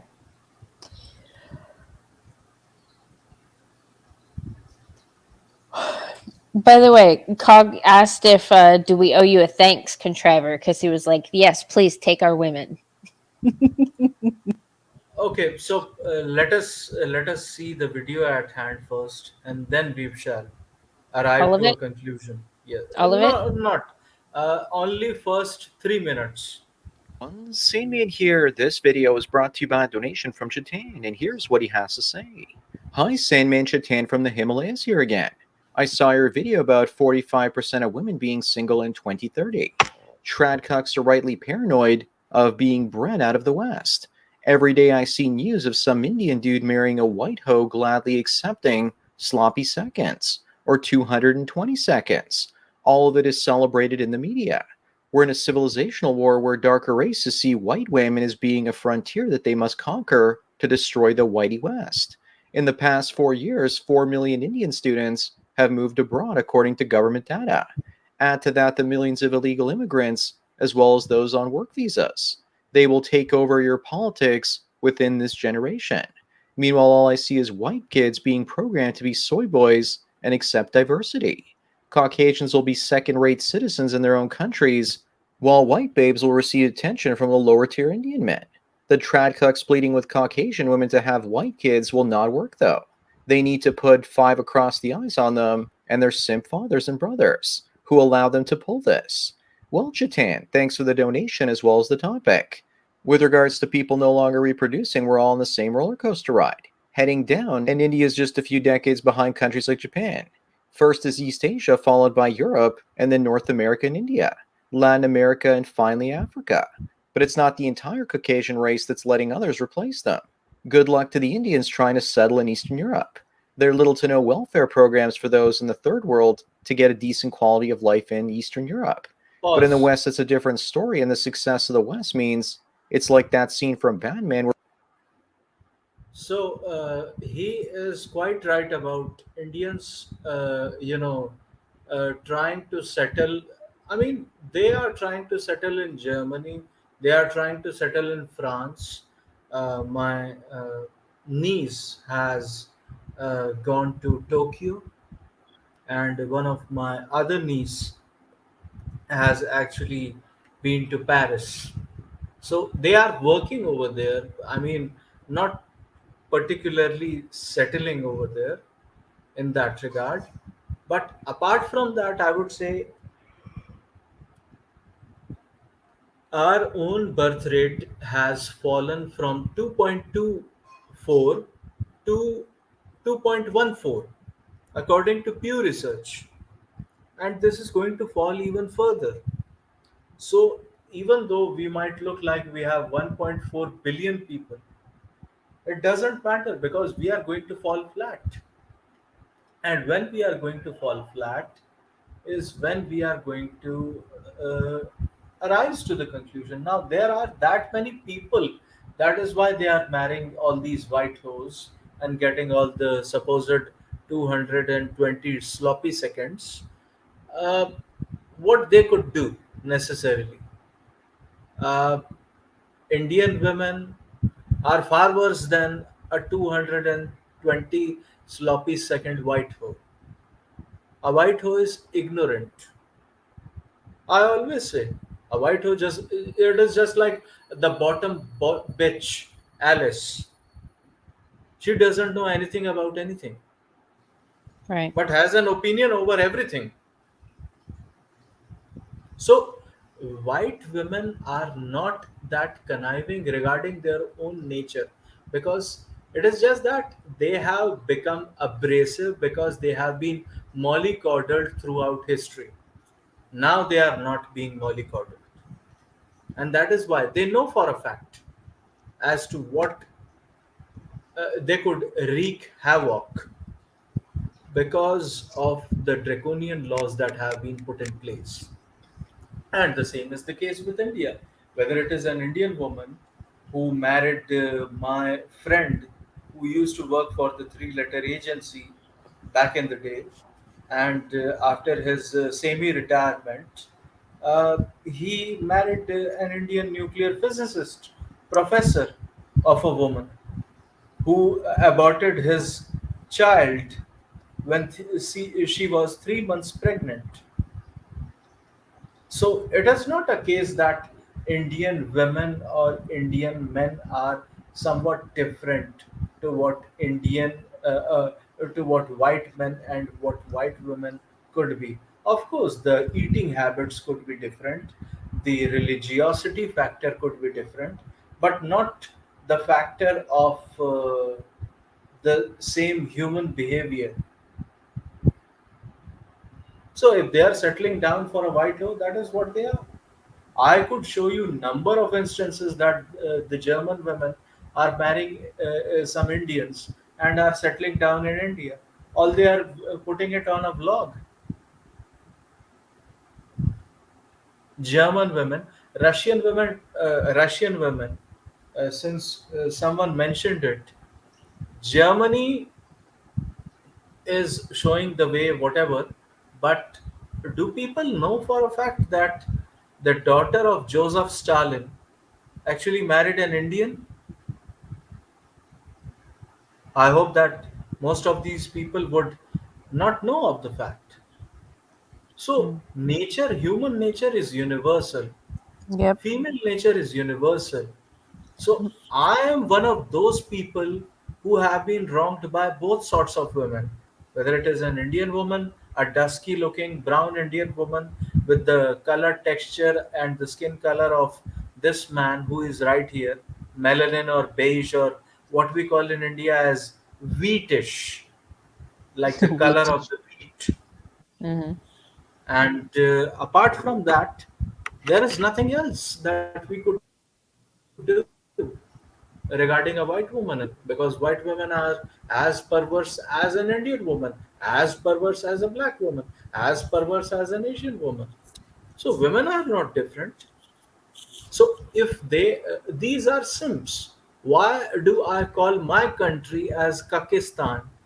Because it is. I was one of those people who rather used to get infuriated by these comments when TFM used to make it. I now laugh at the irony because I'm making the same comment for my own community, for my own civilization, for my own nation, and for myself. We are all neutered eunuchs by our own mothers, and we are never going to get the privilege. So they are scraping at the bottom of the barrel and Mm. getting a bottom feeder, bottom bitch We that should they are send stealing. Alice. We need to send Oh my Alice. god! No, no, please. I mean, you need to hurt someone. Do you need to hurt someone that badly? I mean, hurting someone is another thing, but hurting someone that badly is another thing. I mean, there has to be a difference between breaking your, stubbing your toe or something, or stubbing your toenail, and getting run over by a truck. I don't think So there's any man in your entire country that deserves that torture. exactly, any man doesn't deserve that sort of torture, be it from any country. Guys, I'm getting hungry. I think I'm going to drop out. But Okay, great. Yeah. Mandy, thank you very much for taking the time. I know you had a busy work night. Right. And Contriver, thanks for being here. And thanks for your many insights that you always, how do you say, elucidations? Yeah. Oh yes, elaborations, elucidations, or whatever. Well, I, thank I, you, Gray, for the yeah, presentation. I will be back eventually. In the meantime, I keep listening in. I took a little bit of a break the last couple of months, and but Yeah. there will be more stories coming up, and maybe I pick something that's a little bit more entertaining. I think today was so serious. I just initially I Yeah. wanted to make fun of it, but then Yeah. oh no, it's too serious. I it's hard to make fun of it sometimes. Okay, so how do you say this, Mr. Choose. Gray? Tschüss. Choose. Tschüss. So what does that mean? Bye Choose. bye. Yeah, exactly. Bis Okay. später. Okay. Okay. Just like people used to say "Das Vidania" Dos in vidania. Russia. Okay. Yeah. Bye, Alright. guys. I Have didn't a Bye, nice know Gray. time. that. Hey, what happened to Good Mother? When I was watching that channel of yours, uh, I thought that we are, you know, what was I saying? Oh, yes, our Working Men's Hostel channel is working properly, right? StreamYard has, not linked or connected our one of our channel from the subsidiaries to the live stream. Otherwise, it used to be on four different channels, wasn't it? Mm-mm. Just 3. Okay, okay, Yeah. okay, Yeah. Working Man Hostel is up. okay. Yeah, JR, I'll talk to Bullets. I mean, because Yes, that I mean, doesn't seem right. even I would talk to him, Yeah, will even you though I. talk to both? Oh yeah, surely. Okay. If he is streaming right now, or if he is inviting a panel, I shall do that. But that is just a one matter. Even if that is the case, that doesn't matter. We are all in this together. Anyways, I have my differences with Brandon Trueblood as well, but I'm not going to forsake my own co-host who gave me her channel link as well as her StreamYard link to start streaming. That is good mother. I would stick to my own guns. So, I mean, look, we shall give it a little bit of time. As Yeah. Mr. Iridium Kush rightly mentioned, we should give it some time, and it could happen just like between me and Brandon as well. There is no, uh, armistice or something, but at least we respect each other's boundaries now. We Yeah. understand each other fully, because I'm not going to let go of good mother. She is my Well, dude bro now. and I'm not gonna let go of JR. He's been there the whole time. I mean, he was right. Exactly. I remember during that struggle session, JR was getting his ass jumped by so many dudes in Brandon Trubled's chat for fucking sticking up for you. Exactly, and I'm Yeah. one of those JR, Riggs, and Bullets. These were the only three people who actually listened to me. And it is very unfortunate as to what has taken place. But I shall talk to uh, Mr. Bullets regarding, Okay. it is not about the wrench as much as, uh, the conversation that happened subsequently. So we shall see to it. We shall see to it. Okay. Let us just give it a little bit of time, and that could end the conundrum or the ordeal that we are going through in that regard. But that is just between friends. I mean, even with Angler, I always thought that this is just between friends as to what it is happening, and he came around, and I'm so thankful that the stars aligned and he came back. So I'm just hopeful. Let us keep our fingers crossed in that regard. There is always a silver lining in the sky, and let us just be hopeful about that. Let us have some sort of positivity regarding that. And with that being said, could Hmm. we end the broadcast? Yep, I'm ready. Thank you guys in the chat. Oh, Kush, thanks for coming up. JR, always good to see you. Ghost Cog, thank you, and I will check out that link. Okay, I appreciate it. Who JR, else is you here? are as All much of right. my brother as anyone else, and we shall see to it later, my brother. Thank you, Mr. Kush. Thank you, Mr. Ghost Cog. Thank you, Mr. Gray. Thank you, good mother, for descending from the heavens to grace Yeah, us with this mesmerizing, magnificent panel of yours, and a yeah, great great. presentation by Yeah, Mr. Gray. yeah, Love he you, did brother. pretty good. Love you back. Love you all. Bye. All right, bye. 3, 2, 1.